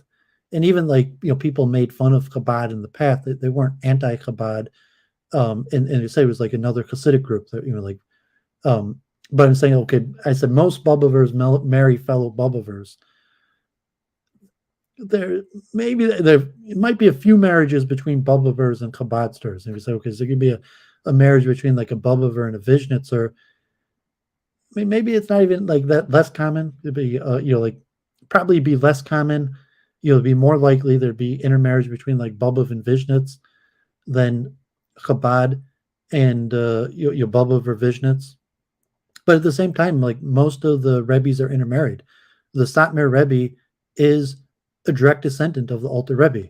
The current Satmar Rebbe is cousins with the Rebbe. I mean, from his mother or a marriage that I remember Rabbi Twersky in Cleveland, or where the psychologist is a descendant of the Alter Rebbe. He's related to the Rebbe. When he came to Detroit, I mentioned, you're related to the Rebbe. That that the larger Hasidus, that's the path of the Baal Shem Tov, and Chabad made innovations, and most other Hasidic groups don't approve of those innovations for themselves. They accept that it was Hashgacha Pratis and the Rebbe was a prince of Israel, and under whatever authority that the Rebbe did these things, but it's not the path of other Hasidic groups. So the innovations that Chabad did was considered an overreach from other Hasidic groups. So, in other Hasidic groups, they wouldn't allow among themselves the innovations that the Rebbe made. However, I've never, all Hasidim consider Chabad an integral part of the larger Hasidic movement. The Alter Rebbe was indisputably one of the disciples of, major disciples of the Maggid Rich. I've heard some dispute. You'll find some literature that, like Chabad will claim that the Alter Rebbe was like one of the major, or possibly the major disciple of the Maggid of Mizrich. And some people say it's like, Baal Shem Tov Maggid Mizrich to the Lubavitch Rebbe through the Lubavitch line. Basically, like that the Baal Shem Tov, the Hasidic movement, the mantle of the Hasidic movement, goes through Chabad. Some Chabad people will put it to that extreme. No other Hasidic group accepts that. But most Hasidic groups, I said, like, I was given Tanya by Avram Yaakov Braun, who ironically brother became a Chabad rabbi. Just ironic. Like, I looked that up. I didn't even know that till a few weeks ago, that Yosef Yeshaya Braun, who I met in Jerusalem, is now the head of the Bezdin in Crown Heights. Hashgacha Pratis, in that sense, he wasn't Chabad then. I mean, he wasn't anti-Chabad, but I mean, he wasn't. He was Chasidic. He had the the white socks and payas, and he wanted to marry a woman that shaved her head. So certain, but all Hasidic groups consider Chabad part of larger Hasidus. Like how major, whether so if you're in Karlin Stolen, they don't think that the Alter Rebbe was like a senior disciple to Aaron Karliner. They think Aaron Karliner was, like the senior disciple, or at least equals with the Alter Rebbe. And like the other Hasidic groups, the Rimanov, or the people who were contemporaries with the the Balatanya, that like the Balatanya, he wrote the Shulchan Aruch Harav, the Halacha. So I mean, there's certain, like all Hasidim accept that the first Lubavitch Rebbe had an important role in Hasidus. That the Maggid, he wrote the Shulchan Aruch Harav and the Halacha, and various things that. But to say that the mantle of Hasidic leadership went from Chabad, to the Balatanya, and through his leadership, basically no other Hasidic group accepts that. And especially say in Jerusalem, Chabad is very minor. It's like bells, like thinking like, okay, like Chabad, like he sent rabbis all out over the world, but Belz has the biggest synagogue in Jerusalem. The Ger Rebbe is the biggest landowner in Israel. Breslov is the biggest Hasidic group, like in Jerusalem. 30,000 people going to Uman. Breslov makes more Bali Tshuva in Israel than Chabad. Any Hasidic group, in Jerusalem, Chabad is not a major group, and especially Chabad there. After the Rebbe passed away in 1994, the Chabad rabbis, to say, you could look at, I was talking in my African American books, Pan-Africanism. So if you talk Pan-Hasidus, so you have certain element of Pan-Africanism, and you could say it's hypothetical. So you have a certain element of Pan-Hasidus, and it's more hypothetical because, realistically, there is no umbrella modern Hasidic organization. Agudas Yisrael in America, when the Novominsker Rebbe passed away, it was head of Agudas Yisrael, and now it's became more Litvish. So the Agudas Yisrael is less Hasidic rabbis. I mentioned, in the tour of my library, Shomrei Achimos, Koilel Shomrei Achimos, the Remeir Bolognese, is an organization that most of the Rebbe's support, but there's no really universal rabbinic court that includes all the Rebbe's. In Israel, in Jerusalem, there's the Badats, the Bezdin of Jerusalem, that's anti-Zionist, and Tolzar Yitzchak, Doooovid studying Tolzar Yitzchak. At that point, you had Rabbi Moshe Brandsdover, who I think was you had the Dushinsky Rebbe. Might be some agreement with the Soloveitchik rabbis in Jerusalem between Litvish and Hasidic in Jerusalem on the anti-Zionist Bezdin rabbinic court. In Borough Park, you have multiple rabbinic courts. Doooovid was a driver in Tartykov. Rabbi Babad, descendant of the Minchas Chinuch. Tartykov is one of the more respected rabbinic courts that's kind of pan-Hasidic. Babad are not descendants. I don't think they're descendants of King David. They're not, considered Rebbe's. The Rabbi Babad. There's a Rabbi Babad who has a synagogue. There's a Rabbi Babad who has a kosher organization. There's a Rabbi Babad who owns a bunch of real estate, and they have good lineage. They're descended from the Minchas Chinuch, but I don't think that's Ben Doooovid. They're not considered Rebbe's like that, but they have a rabbinic court and a koilel called Tartykov, and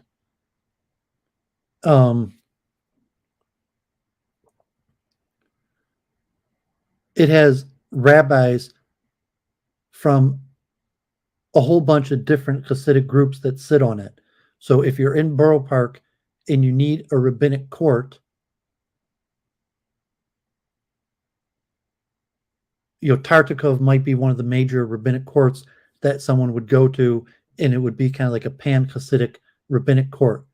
In the case of Bobov, where they had the dispute between Bobov 45 and Bobov 48, they made their own rabbinic court, and it was a rabbi from London. I usually prayed with them that they had this system of toin. I forget the Hebrew terms, where you have a 3-person or a 5-person rabbinic court, and each constituent chooses a rabbi, and then those rabbis agree on 3 other rabbis. And that was the decision for the Bobov case or the Satmar case, where they made a rabbinic court. But there's no pan-Hasidic rabbinic court, like the Smicha controversy. Actually Doooovid, Rav Moshe, title Halberstam, and they tried to remake the Sanhedrin and the Beis Din, and Rabbi Steinholtz and the various people over the years, Lo Galen, is a Rabbi Weiss, on his channel sometimes of like, supposedly like the new Sanhedrin, universal rabbinic court, but there is no universal rabbinic court. And, said that Hasidic groups have their own rabbinic court. Sometimes communities will have a rabbinic court, but usually you can't even have there's no rabbinic court of Crown Heights has a rabbinic court of Crown Heights. Although there might be also like a competitive, like someone else could open up their own rabbinic court. Like in New Square, they because it's a Hasidus, they have, just New Square or Kiryas Joel has one rabbinic court, and that rabbinic court would be the one that issues the document, the Nazir Nesios of the Rebbe. So the Rebbe has an official role. So like in a Hasidic group, you have a Dain, who's like the judge that sees people in, just halakhic Jewish law. So, if a Hasidic group, you will have a Dain that is open to all the Hasidim that have Jewish law questions from small to big, like waste necessary time of like, is this spoon kosher? You ask a lower rabbi, they might have some sort of, like in Bubov or Square or Satmar, where they have, like you might have some sort of multiple people serving under the Dain, or, even like a family. A lot of times it's a family position. And you have the rabbinic court, the Bezdin of the Hasidic group that, has its head judge, the Dain, and it might have, like a few different people, like the Rosh Hashiva, a few respected scholars, and the Rebbe is not part of the rabbinic court. The Rebbe is not a judge. The Rebbe is the prince. The Rebbe signs the document and submits it with the court of the Nazir Nesios, and the Rebbe has, a function of the prince of the court, the court of the whole Hasidus. However, the Rebbe himself is not a judge. So you have the rabbinic court. So if you're talking like Bubov or something where they are within Borough Park, so you have, the Bubov Bezdin, and you have a separate Bubov 48 and Bubov 45, each have their own separate rabbinic court, but they're within a larger community. And, that community would have other Rebbes, and they might, be disputes among Rebbes and, various, people. Some might like Chabad more or less, some, or various groups. And he mentioned like, okay, so New Square or Kiryas Joel or like Kiryat Vishnitz, where they have their own section, then the whole community's rabbinic court is the Hasidic court. And they, so like in Kiryas Joel, you actually, or, New Square, you actually have a mayor, and you have secular governance that's related to the rabbinic court, because they actually have a jurisdiction. So, but it's saying like, so it's pretty complicated that, Rebbes, well, and that's one point they say Rebbes are basically, they're really our royalty. You could call them spiritual leaders, but, saying like, like, Yechi Adonenu Morenu Ve'Abenu Menachem Mashiach L'Olam Voed. So he's saying like, no, the Rebbe is our prince, and as a follower of the Rebbe, and it's saying it comes from Europe under the Polish nobility system, you hope that your Rebbe is the one that ascends to the throne. So like within a Hasidic group, it's much more than a spiritual leader. It's more really like royalty would be the proper term. And it's saying if you're in the Judeo understanding, if you're of the belief of the lineage, you say that like, no, that your Rebbe is your local seed, Prince of Israel, seed of David, that you hope ascends to the throne, King of Israel, and will lead to Mashiach coming. Most Rebbes, if you ever go to Rebbe, they finish with their, like the Gila Shlema, or Mashiach B'meheri B'yameinu, coming speedily in our day. Hey, Reiner L'chaim, thanks for the super chat. First super chat in a while. Appreciate that. Yes, you got me rambling on this topic. Well, I'm saying, Reiner, if you're saying among Jews you're never considered Jewish enough, among Hasidim we have a royalty. We have a system of the ascendancy to the hypothetical Messiah throne of King of Israel. So if you're like a Reform Jew, you dumped all that stuff. You're like these guys are not princes. We do not have a royalty. You might even reject the claim, like the historicity. So like a lot of Reform Jews might also descend from King David. Even some people suspect that even a majority of modern day Jews are descendants of King David. But from the Hasidic system, it's a direct continuation of the biblical system, and the rabbis. So there's two ways of looking at it.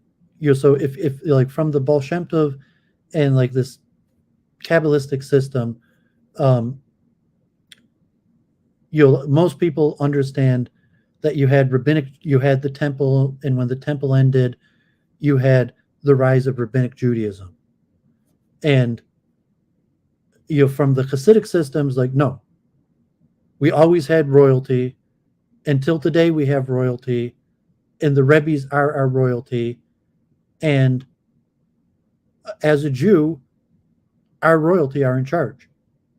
And you can say, okay, you're an emancipated Jew because you live in a country that doesn't have a royal charter. And like in Europe, you actually did have a royal charter. So in Europe, the Rebbes really were basically royalty, because in Eastern Europe, Jews weren't citizens. Jews didn't have, like, till France and Germany, where you had the emancipation of the Jews. In the U.S., Jews are full U.S. citizens. In Europe, Jews didn't have full citizens.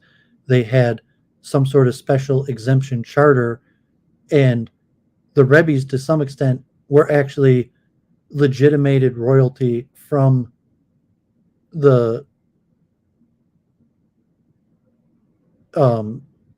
Polish-Russian government. Although it was a little bit hostile, it wasn't actually like a royal charter.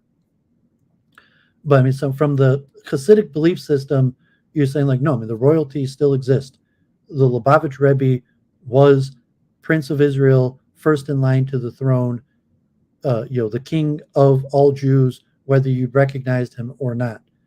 And, the Lubavitch Rebbe, the Satmar Rebbe, those are the princes of Israel, whether you recognize them or not.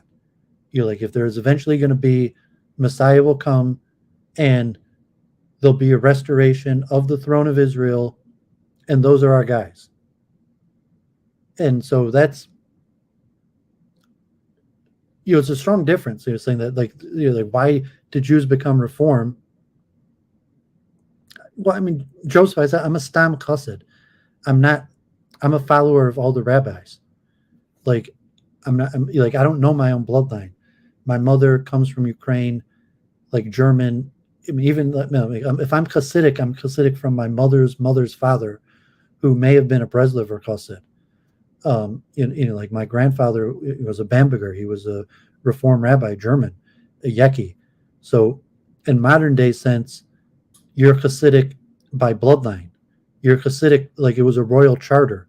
If you came from the area where the Schneerson was the prince, he was your Rebbe, whether you wanted him to be your prince or not. Because it was somewhat like the noble system that so Doooovid is from outside of the system. So I am a follower of all of the Rebbes. I have certain Rebbes that I follow more, but I'm not from one of those bloodlines. So it's more complicated. I mean, it's kind of confusing. That's why. So let me just chant a few songs, because this is quite confusing, and like really, like if you ask even most Chabadsters, like this is pretty complicated, like high level Hasidus, and saying, okay, I learned about this stuff from Rabbi Wolfson. They don't really teach this in Hasidic school, but saying like among Hasidim, the Rebbe is considered royalty. That's among non-Hasidim, you could look at like the Rebbe as some form of great spiritual master or leader. But if you're a chassid, the Rebbes are a royalty.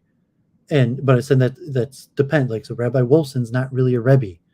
And, that's what I said. Like, okay, Rabbi Wolfson, Rabbi Babad, Svi Meyer Zilberberg, my YouTube, the Tolzar Yitzchak Rebbe, we call the Tolzar Yitzchak Rebbe, he was a kohen, by saying he's not royalty like that. I mean, the Tolzar Yitzchak Rebbe's royalty from his mother or something, he was a kohen, but internally, if you're Hasidic, the Rebbes are a royalty, and it goes together with our messianic belief system and our understanding of the diaspora and the destruction of the temple, and how, God forbid, the temple was destroyed, Jews were expelled, but eventually Messiah will come, and our old way of life will be reestablished, and we're kind of like ahead of the game, because we're already following the leaders, like the post redemption leaders that so let me chant. In Chabad, there was a popular, this tune they chanted. There are a few tunes they chanted before the Rebbe. Yechi Adonenu, Morenu v'Yabenu, Melech HaMashiach li'olam v'oed. Yechi Adonenu, Morenu v'Yabenu, Melech HaMashiach li'olam v'oed. That might not be the right tune. There was a Mishachis tune that I don't think they chanted. The Rebbe's lifetime. It was popular afterwards. It was a pretty lively tune. Yechi Adonenu, Morenu v'Yabenu, Melech HaMashiach li'olam v'oed. Yechi Adonenu, Morenu v'Yabenu, Melech HaMashiach li'olam v'oed. So I mentioned Rabbi Wolfson had the understanding of the Pan-Hasidic with the Rebbe as the Messiah, soul of Messiah of the generation. The Rabbi Wolfson did not hold of the Chabad understanding that was the Alter Rebbe, and the mantle of the Baal Shem Tov went from the Alter Rebbe through the various Chabad rabbis. He was saying that the soul of Messiah travels around each generation. That was the first time I heard him speak. He talked about when the Or Chaim, the Baal Shem Tov knew when the Or Chaim passed away, because the soul of Messiah went from was transferred to him, and that he that he could tell immediately that the Or Chaim had passed away, because the soul of Messiah had entered him. Well, I'm not even sure whether the Or Chaim or the Baal Shem Tov were descendants of King David, but that was Rabbi Wolfson's version. And then he would say, okay, that the Rebbe, if he was the first in line to the throne, and if it was determined before he was born, or divine providence, complicated theology, that it doesn't mean that it was the Rebbe's father who was the soul of Messiah. That was the greatest person of the previous generation. And whoever the sages are, it's like Shlomo Karliner, hypothetical the Mashiach ben Yosef. But the concept of the Rebbe as Messiah after the Rebbe passed away, say,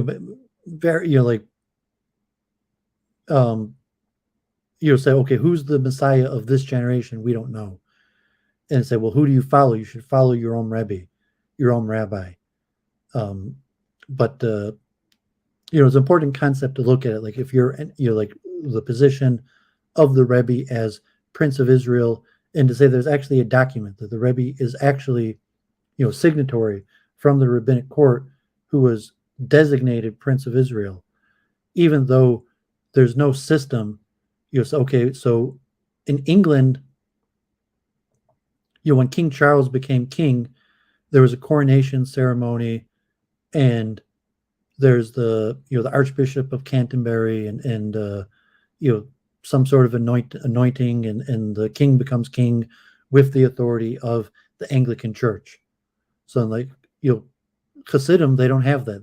They have a Bezdin, and it's, so to say, voluntary. The recognition of the Rebbe as a Prince of Israel is voluntary. And if you're looking like, it used to joke like Richard Spencer, God forbid, that think like Richard Spencer is I don't know how close he is in like the British royalty, but somehow Richard Spencer is from the House of Spencer, like Diana Spencer. Maybe, I don't know if he's probably not even in line to the throne, but like the King, that movie they made, King George or something like that, where you could imagine like somehow Richard Spencer would ascend to become King of Israel. I mean, King of England. That like, I don't know, maybe he's like 1,000th in line to the throne right now. There's probably not even a line where they've put Richard Spencer on the list of how close he is to being the next king of England, but he's from the royal house, and theoretically Richard Spencer would be somewhere in line to be the next king of England if like like the 1,000 other people higher in line to him couldn't make it. But they have the Anglicans, and it's designated by the Anglican Church, and maybe he's not even a member of the Anglican Church anymore. The Judeo system doesn't have an order like that, so it's voluntarily, and that people, the title to consider the Rebbe as a royal figure, a Prince of Israel, with the hopes that Messiah will come in our generation, and our Rebbe will ascend to the throne. But I'm saying that's not just the Rebbe. All Hasidic Rebbes have that role, and it's pretty complicated. I have to think about it more clearly to explain it. I don't even know anyone that understands this stuff to even even ask. No one in Detroit really understands this stuff. In Brooklyn and Borough Park,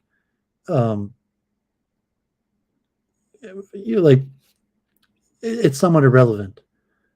You're saying it's within the belief system. Like Maimonides' 13 Principles. I hope Messiah comes every day, and maybe Messiah will be my Rebbe. That Messiah will come and it'll turn out to be my Rebbe. But it's really just a hypothetical part of the belief system. It's not an integral part of Judaism, or even being Hasidic.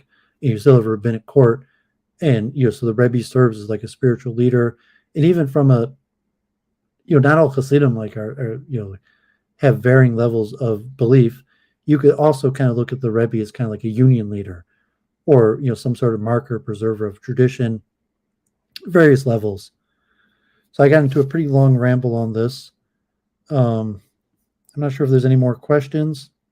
If anyone has, Joseph said Rabbi Wolfson's 98 years old. Could be. I mean, I said Doooovid had the merit to drive Rabbi Wolfson to the Kotel for about 2 weeks in Israel in 2003 or something like that, where his gabbai then was like Pfeffelberger, something like that.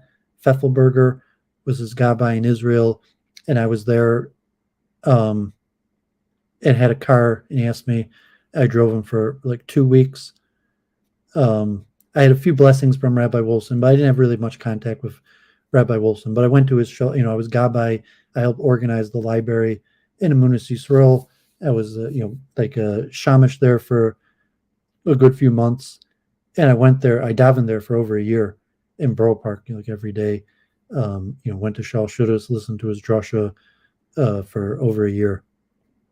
And I listened to his Tanya classes also. He started Tanya classes. I don't know if he continued. He was already old. Like Rabbi Wolfson was already in his 70s. I mean, back then, Rabbi Wolfson was already quite old. I mean, I remember he had a hip replacement. Even remember. I mean, so thank God he's still alive. But bless him. Okay, so let me try to chant a few Chabad tunes. So there's called Seder Nagunim. Chabad, like most Hasidic groups, has their own yearly calendar that includes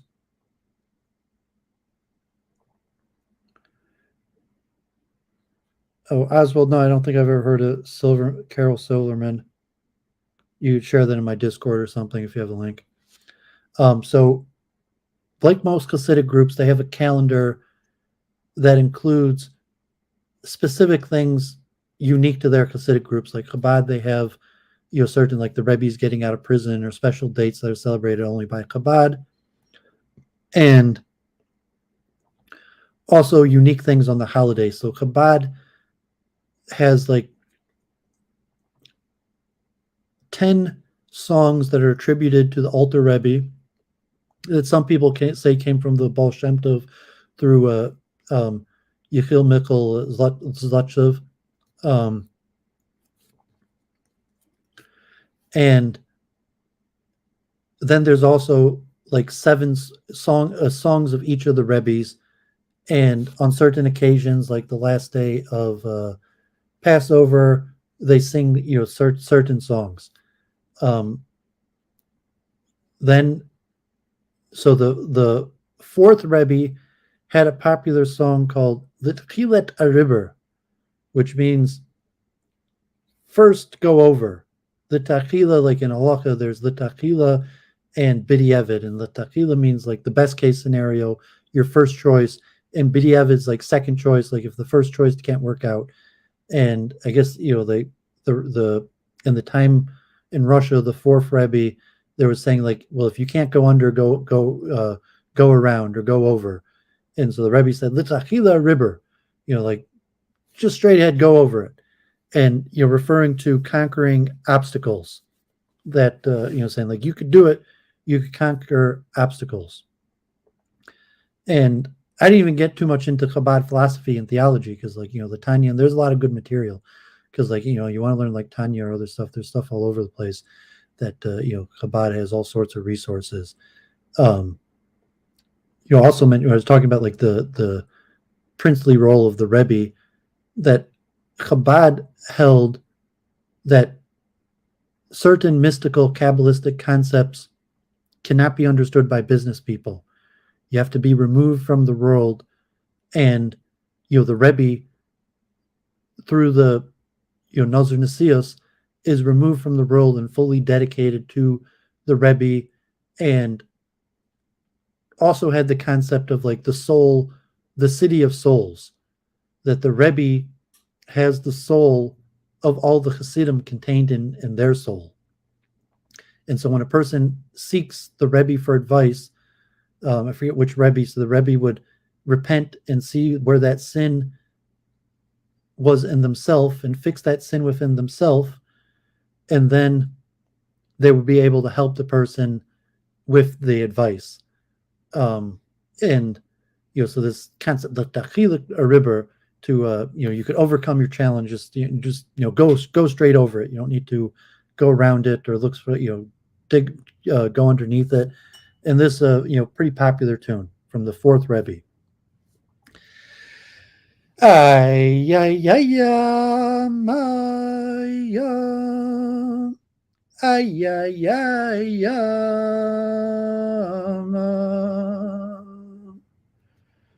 ay ay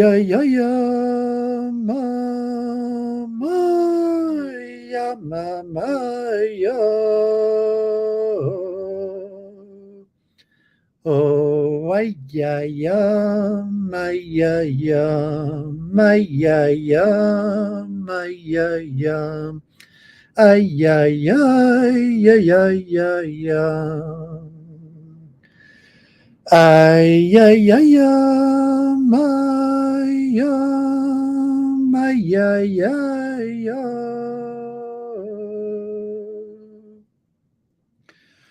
Oy ya ya ya mama ya ya ya ya. Oy ya ya ya ma ya ya ma ya ya ma ya ya. Ay ya ya ya ya ya ya. Oy ya mama mama ya moy yo yo yam Ay ya ya ya ma ya ya ya ma ya. Ay ya ya ya ya ya ya. Ay ya ma. Ay ya ay ya ya ay ya ya. Ayam,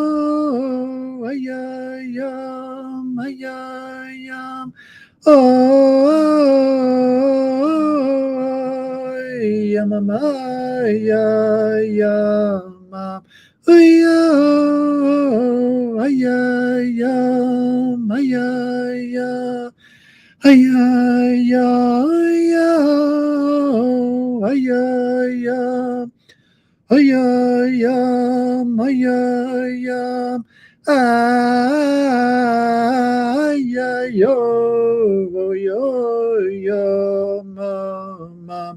oh, ayam, ayam, ayam, ayam, ayam. Ya mama mama ya yo yo ya ay ya ya ya ma ya yo yo ya ay ya ya ya ma ama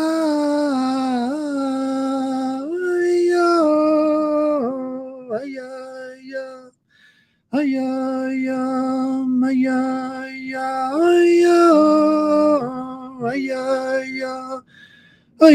ayam, ayam, ayam,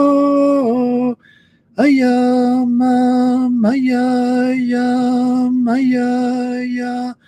Ayam, ayam, ayam, ayam,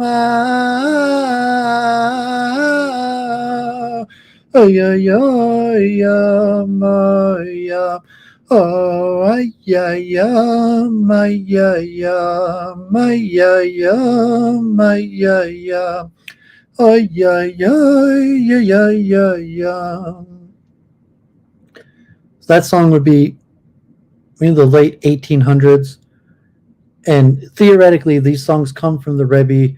And like I mentioned in my song on Hasidic chanting, it's not just musical; they serve some sort of rectification process. So just the process of chanting these special songs purifies our souls, purifies the air. And you could see videos like in Crown Heights, saying that I mentioned the innovation of the Rebbe was living under the camera. So, that Lichatchila, Ariber, there's many videos, see thousands of people in Crown Heights chanting that song. Chabad Yeshiva, actually, right, 3 Mile Zilberberg, they used to chant that Lichatchila Ariber. And I think 3 Mile Zilberberg were Spudik, had some sort of like Amshinov Ger Yichus, but I think he's also descended from like the Shores or the Menachem, who were students of the fifth Rebbe that came to America. But that's the fourth Rebbe's popular song, the Shilet Ariber. The fifth Rebbe had a song they called the Rostov Niggin, and they used to Doooovid Ungar. They used to sing the song. In Chabad, they call it the Mimer Niggin, that they sometimes would sing before a mimer. And I think Doooovid Ungar, who was the son-in-law of the Baba of Navtolchik,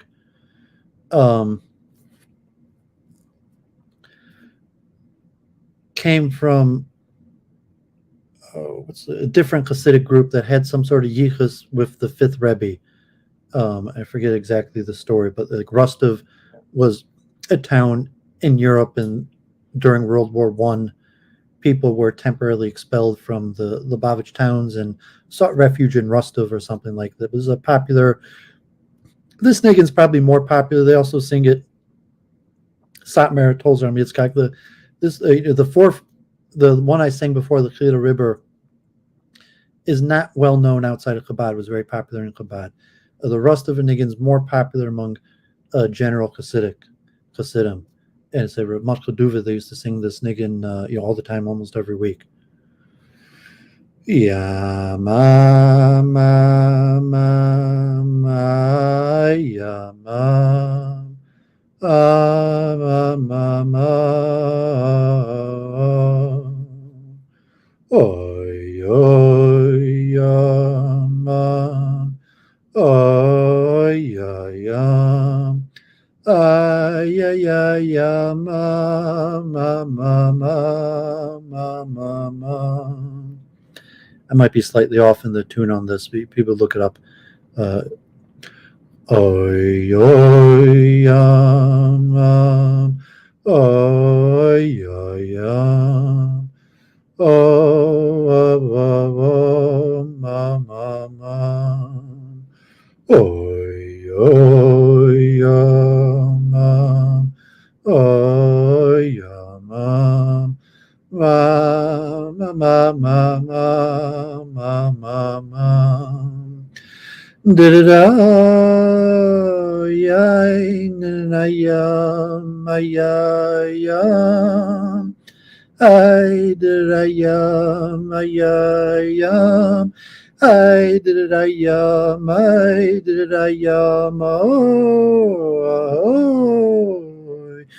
ya na ma ya ya ya ma did-da-yam, yam, nay-did-da-yam, yam, ay-did-da-yam, oy, ya-yam, yam, ahoy, ya-yam, yam, yam,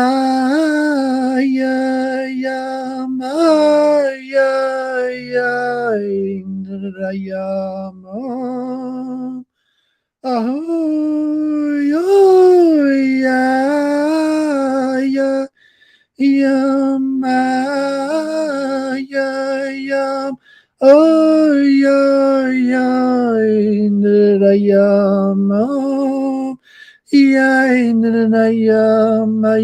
yam, oh, yam, yam, I did it, yam, yam, I did it, yam, oh, yam, yam, yam.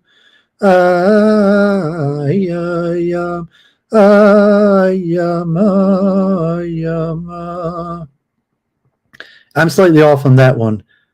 The Lichatchila River, I remember that. I know that one quite well. I'm pretty sure I sang that basically right. That last one I messed up a part. These songs are usually sung in large groups, like in Bubov, like there'd be hundreds of people. They're also hard to carry to sing, by yourself.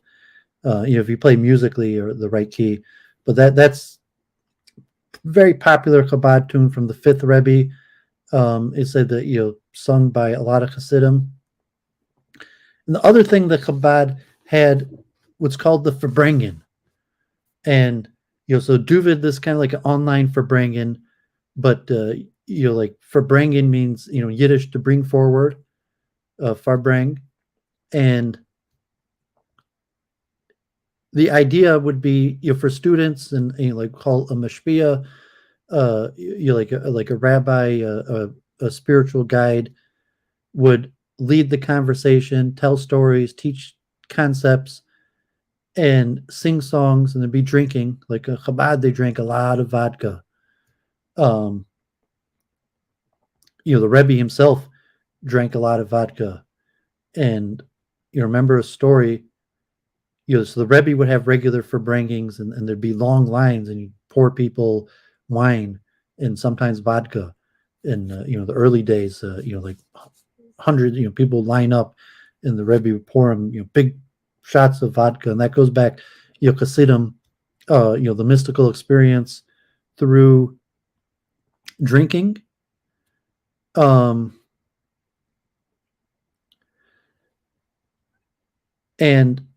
everyone would put forward and say a few things. It'd mostly be led by a person. It's like said, Rabbi Groner, the Rebbe's secretary, or Jacobson. Someone would come and lead a Farbrengen and speak. But everyone would have a chance to say something, and there'd be drinking and stories, and a lot of chanting, and then maybe even some dancing.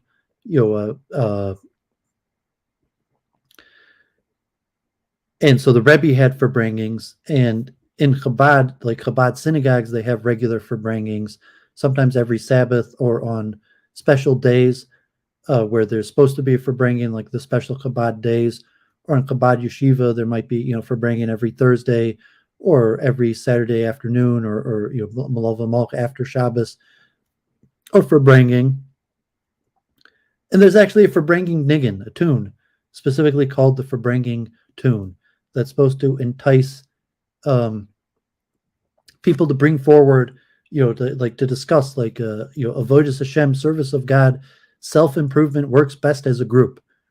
So the irony, self-improvement works best as a group. And so, people get together and chant and, trade spiritual insights.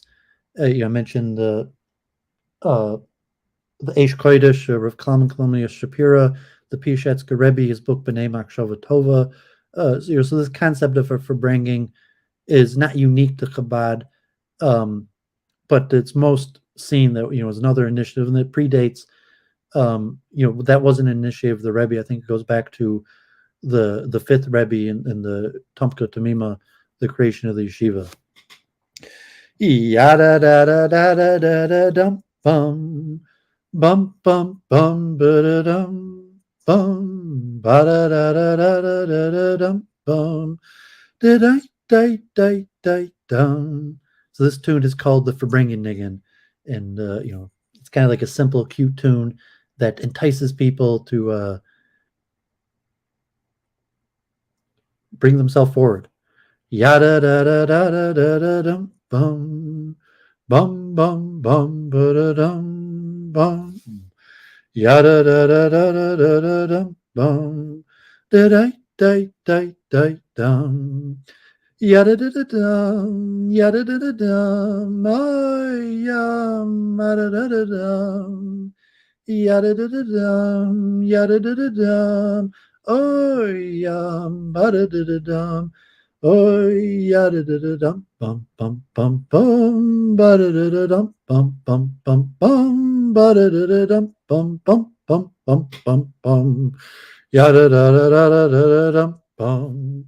Bum bum bum ba ba bum bum. Yada da da da da da da dum bum ba bum bum bum bum bum. Yada da da dum, yada da da dum, yada da da dum, yada da da dum, yada da da dum, yada da da dum, yada da da dum. Bum bum bum bum ba da da dum bum bum bum bum ba da da dum bum bum bum bum bum bum yada da da da da da dum bum ay yada da dum yada da da da da da dum bum bum bum bum bum bum yada da da da da da dum bum. Ay da da da dum, yada da da da da da dum bum, da da da dum, yada da da dum, yada da da dum, ay yada da da dum, yada da da dum, yada da da dum, ay yada da da dum, ay yada da da dum, bum bum bum, ay yada da da da. Dum, ay yada da da dum, bum bum bum bum bum. So a cute niggin called the Farbrengen niggin. To Farbrengen, also an important part of Chabad Hasidus. If you get into your Chabad community, besides the local rabbinic offerings, like you're talking like at length about Chabad, the competitive model for like master of ceremony, rabbinic service. But if you're part of the Chabad community, regular Farbrengens. And those are pretty universal. Like any Chabadster, in these tunes all go back before the war into Europe. There's actually a lot of famous Chabad tunes. Tolzar Yitzchak Rebbe used to chant a lot of Chabad tunes. There was one, probably my favorite of the Chabad tunes. It's not well known among Chabad. It's like old, like 200 years old, like Russian unique song. I mean, there was they used to the popular vodka drinking song that claim was taken from a non-Jewish Russian drinking song. The ay ay ay ay ay ay ay ay I did it ay ay ay ay ay ay ay ay ay ay ay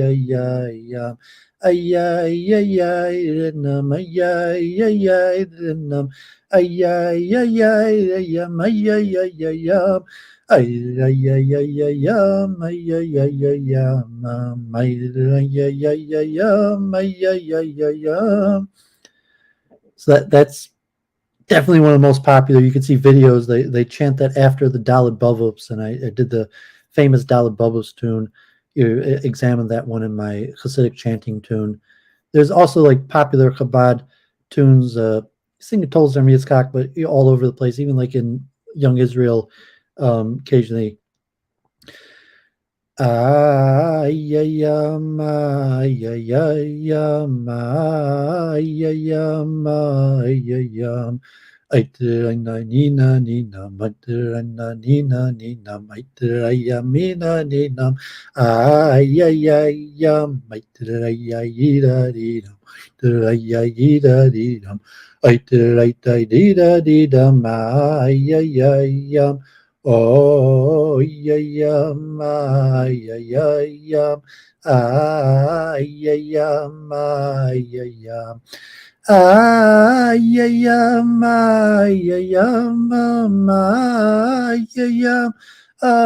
yam. So Chabad has like literally hundreds of Nagunim chants like that. Some of them more popular than others. Some of them that are well known among all Hasidim. Some of them that really you only hear among Chabad. The Rebbe's father had his own tune. There were certain tunes for different holidays or different times a year. Chabad basically has a tune for all the major prayer parts where something is sung. And in Chabad, there's a few tunes that they'll sing that are non-Chabad tunes. But in Chabad, they sing almost exclusively Chabad tunes. And there's also an overlap actually between Karlin Stolen and Chabad tunes, because some of them were like generic Hasidic tunes in the area were taken from non-Jewish tunes. This tune is somewhat popular. Even modern Orthodox Jews maybe sing this tune. And they sing it in Karlin Stolen Shabbos by day, but also in Chabad. And it's like, so a lot of these tunes, it's a dispute among Hasidim, the origins of the tune. I've sang this one before. Dee-dai, dai, dai, dum, dee-dai, dai, dai, dum, dee-dai, dai, dai, dai, nai, dee-dai, I start with the high part. Ya na na na na ya ya ma ya ya ma ya ya ma ya ya ya ya ma da da da dum. Dee dai dai dai dum, dee dai dai dai dum, dee dai dai dai dai dai da da da dum. Ay ay ay ay ay ay ay ay ay ay yum. Ay ay ay ay ay ay ay ay ay yum. These tunes that there be slight variations between how they're sung in Karlin Stolen and Chabad. Other one like I nine and I nine and I nine nine nine nine nine nine nine. But really, they have hundreds of these. I don't call them cute, Hasidic Nagunim A lot of them, Dvakas. So this one, like a 200-year-old Chabad tune, not from one of the Rebbes. I'm not sure the origin of it. They used to chant in Tolitz Army Yitzchak.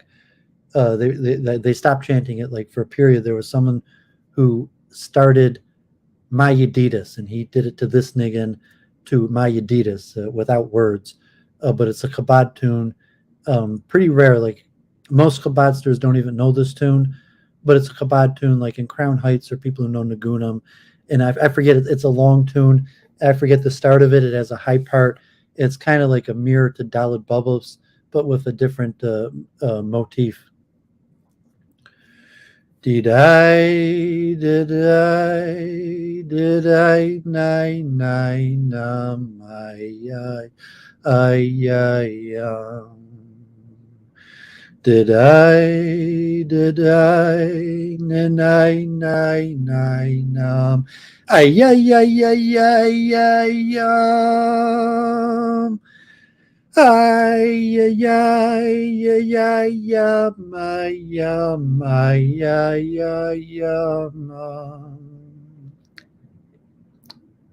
I can't. If I could find a recording of this, I would try to memorize how it goes. It has a slow opening that there's no idea how it starts, but kind of like the Dalit Bavos, but the high part. Everyone singing Tolzar Yitzchak. I was there in the late '90s. They'd sing this every week, and they probably stopped singing it. So, but the high part, one of my favorites. Did I? Sorry, lead into it. It had a unique. There's different what they call musically a bridge.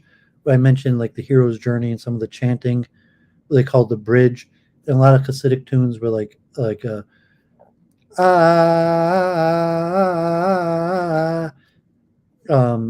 typical like Hasidic bridge type. This one had a unique bridge that I'd never heard in any other tune, and trying to remember, but this at least the high part was stuck in my head, even though I can't remember the rest of the tune. If any Chabadster gets a hold of this video and could send me a link to when I was in Israel, there was a tape, like there's tapes of Chabad tunes, and there's like 20 of them, and it was on one of these tapes, this Chabad tunes, but they're just like numbered like Niggin Devakas, and so any Chabadster who knows their music could forward me a link to this tune. I'd appreciate it. Did I, Did I, did I, da, ma, ya, yo.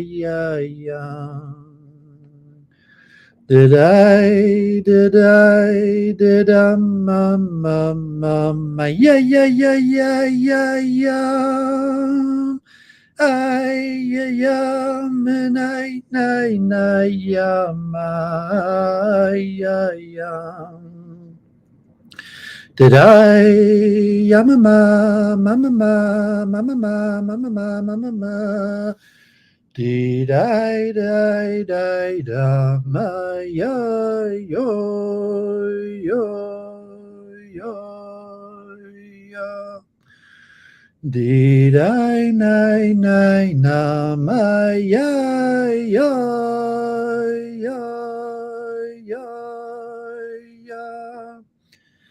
Did I, na, ma, ya, yo.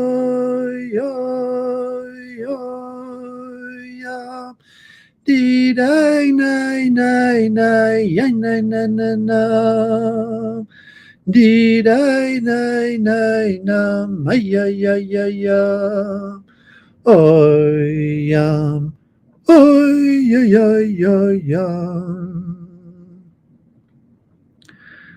Apologize for that one. Positive memories of that one. In Jerusalem late at night, chanting, and hundreds of people, top of their lungs, chanting the old Chabad tune. Okay, so I guess I'll wrap up. No one else left in the chat. Hemorrhaging my viewers, almost 4 hours today. So appreciate people tuning in. That counter-Semite virtual asylum. I have to check if he joins my Discord or whatever. If you want to, talk in the future, you could reach out. Saying Doooovid's message is more for Goyim. Saying if you're a Hasidic Jew or Orthodox Jew, you probably find better resources than Doooovid. Or even if you're just getting started, you could listen to Doooovid, but consult your local Chabad rabbi or whatever rabbi if you're choosing. But I appreciated doing these series. Trying to resolve my midlife crisis. I want to put forward. I'm gonna do. I showed I have 5 more Ask the Rabbis I plan on doing. So here I'm on Ask the Rabbi is my most popular series. So I'm going to do Ask the Rabbi 17. I have that scheduled for next week. Hopefully I'll be together to do it. Ask the Rabbi 17 will be the history of the yeshiva movement, the yeshiva system. And I'll talk about the ancient Second Temple period through the Babylonian exile, and mostly with Rav Chaim Volozhin and the disciple of Vilna Gaon and the Eastern European yeshiva system. Doooovid went to Mir Yeshiva, and should be interesting. You'll talk a little about Pilpul and the Brisker method and some interesting insights. And then I had some Ask the Rabbis from a few years ago that I prepared and just never pulled myself together to do because, God forbid, my midlife crisis, on the Hebraic conception of the soul. And I had 2 ones on the Jew-Gentile distinction, one, the origin of the Jew-Gentile distinction, and another one on the history of the Noahide laws, and then another one on slavery, the Jewish role in slavery from ancient biblical times till modern times. I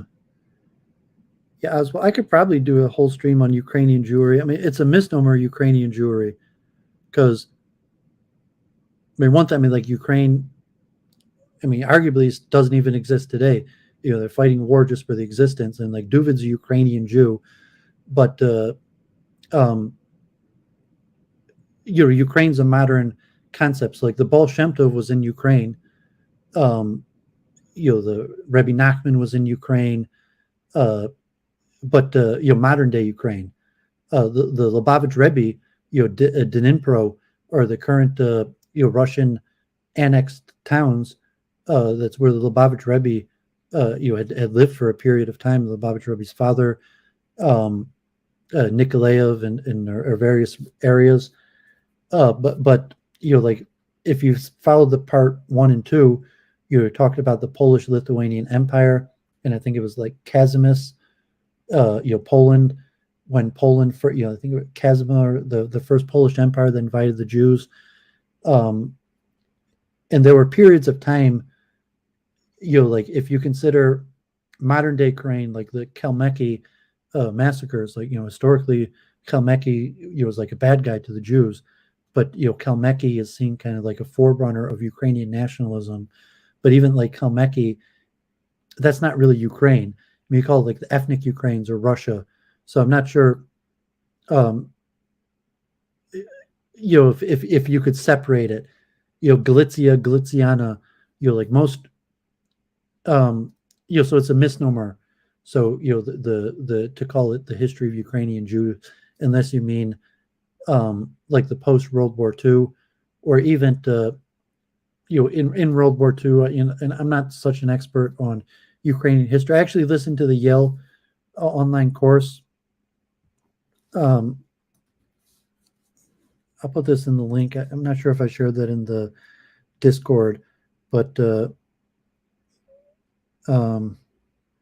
Timothy Snyder, The Making of Modern Ukraine.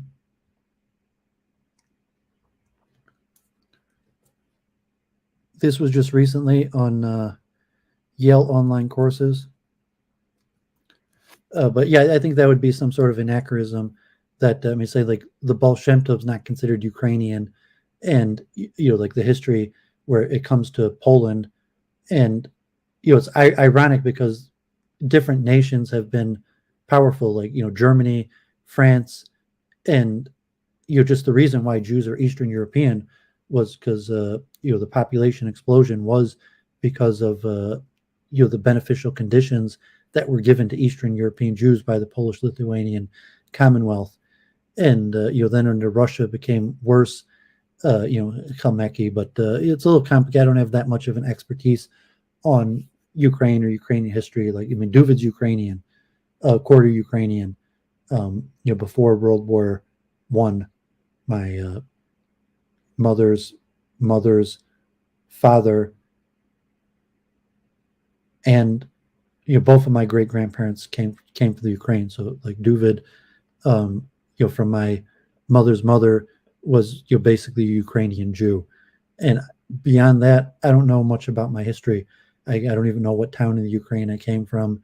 And there hasn't been enough research in my family to know about my Ukrainian. I've never went to, I was in London, France, and Amsterdam. Besides that, never was in Europe, never went to Kiev.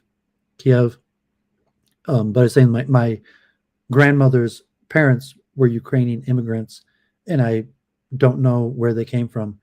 And ironically, my great grandfather came to America. It's a funny story. I told it to Les Glassman. My great grandfather came to America from the Ukraine and sent money back to the Ukraine for his family to come to the USA, and they ended up in South Africa because the money in the letter that they sent back to the Ukraine in order to come to the USA, in those days it would have been very expensive, or you would like a postcard and you had to pay per letter or something like that. So we just wrote USA because it would have cost more money to write United States of America. But at that point, USA also stood for the Union of South Africa. So Doooovid has family in South Africa due to a mistake in translation of USA and being cheap on the postcard, not wanting to pay the extra money for United States of America, thinking USA would be obvious, but it wasn't, because USA, at least at the time, also stood for the Union of South Africa. So I told that to Les Glassman when I was streaming with him and Low Gallon, and whenever I meet South Africans, my little interesting family history of. Okay, so thanks for tuning in. Any quick at Doooovids? Otherwise, I'm going to wrap up. And said I have some more Ask the Rabbis planned out. Hopefully, I'll be able to do them Saturday night. And I'm finishing up with my tour of my library. This week, I'm going to do science, engineering, and internet technology books, like 2 overfull shelves, some on like biology, I think I'm stuck in there. And then the week after, I'm going to do psychology and put together like psychology, consciousness, linguistics, and philosophy, mythology. So that one will be a bigger one. And I have a smaller one just on books on Michigan and Detroit. And then I'm going to do, I didn't schedule the last one I'm going to do on Gurdjieff and spirituality. So I went over some of like on Freemasonry. I showed my Madame Blavatsky and some other books, but I have some other books on general spirituality, like Western spirituality. So I'm going to do Gurdjieff in Western spirituality. Like Aleister Crowley. I have a few books. So I haven't scheduled that one, and that will be the conclusion of my tour of my library books. And then after that, if I might continue doing book recommendations. So I'll have done the full tour of my library. I might still have some more books, but of like ones that I have whole sections or shelves on. And then I might do like book recommendations, or specific topics are more narrow. So I'll see from there.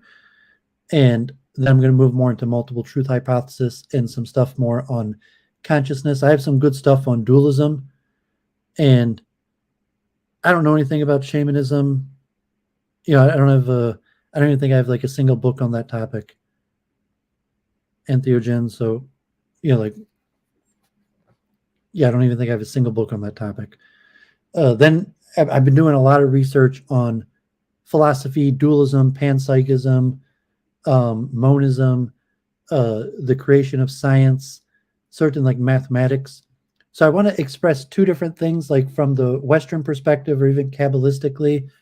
There's like consciousness and the soul. There's dualism from the perspective of like human consciousness, but there's also dualism in the terms of science and nature. So I'm going to try to do like a deep dive if people watch Week in Review of Church of Entropy. So after I finish the tour of my library, I'm going to try to pivot into consciousness and philosophy streams. Rainier, appreciate the super chat again. It's hard to trace family history before the war. I actually used to help out people with that when I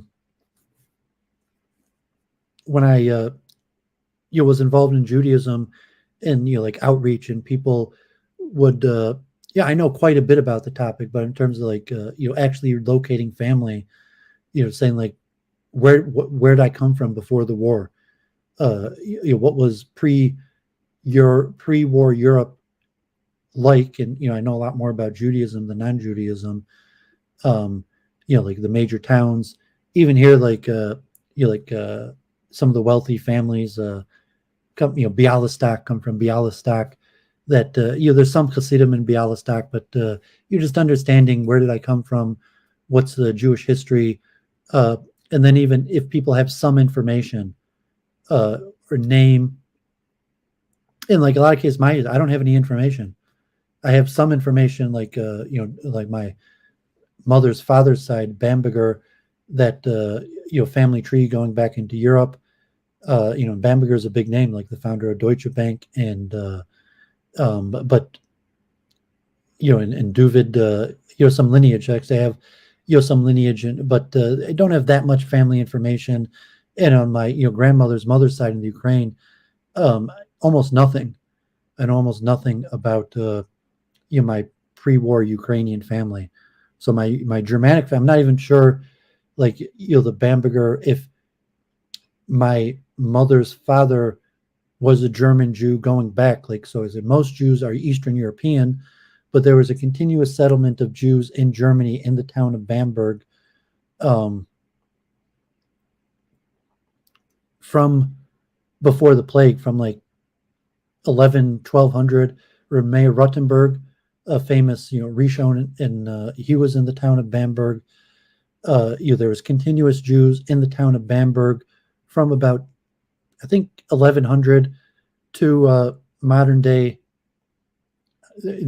I'm not even sure, there may not be any Jews left in Bamberg after the war. And so, I know I have ancestry in Germany going back even before emancipation. Like German emancipation was in like the 1880s, and there weren't that many Jews in Germany before emancipation. After emancipation, you had probably only tens of thousands of Jews were in, maybe, I mean, there might have been a few 100,000 Jews, but I think I have German Jewish lineage going back to the 1700s, and at that point there would have only been tens of thousands of Jews in Germany, and it's possible that I have lineage going back in Germany as a German Jew all the way back from the first migrations that my family at least part of my family, the Bamberg part of my family, was in Germany really for like 1,000 years. Although I don't know, it's possible that they were in Eastern Europe and then migrated to Bamberg. But it's on my mother's side, almost nothing about what before they came to America from Ukraine. That's just World War I. and say the Bambergs came to America in 1880, and I know more about my Bamberg German Jewish history than my Ukrainian history, and they came World War I. My father's, my non-Jewish side, Scottish, because they were in America for like 400 years, 300 plus years, a good 300 plus years before even to the founding of America, settlement in Missouri. But I, coming from Scotland, but I know almost nothing of, the pre-European. My brother got his DNA test, and some, no Scottish, but some Scottish, some Anglo, actually some Finnish. Doooovid's like 2 or 3% Finnish. If my brother's DNA, same of mine. Doooovid's like 3% Finnish. German, Anglo, Scottish, like 25% Scottish, 10% German, like 8% Anglo, like 3% Finnish. And I thought we thought we had Native American blood, but it didn't show up. In the graveyard. At the graveyard, there's evidence at a graveyard that are in part Cherokee, and there's even a sign by the family graveyard in Missouri about the Trail of Tears. But the genetic test did not show any Cherokee blood. But it was interesting they had some like 3% Finnish blood. Edward Dutton. Doooovid talked to Edward Dutton on my channel. But yeah, it's very hard to investigate pre-Europe. If you actually traveled to Europe, but yeah, that's very interesting to me. And well, thanks for sharing. And I'm not sure if Rainer, if you're in my Discord, you feel free to join my Discord. I appreciate you tuning in, and I'm going to sign off. Thanks a lot. God bless.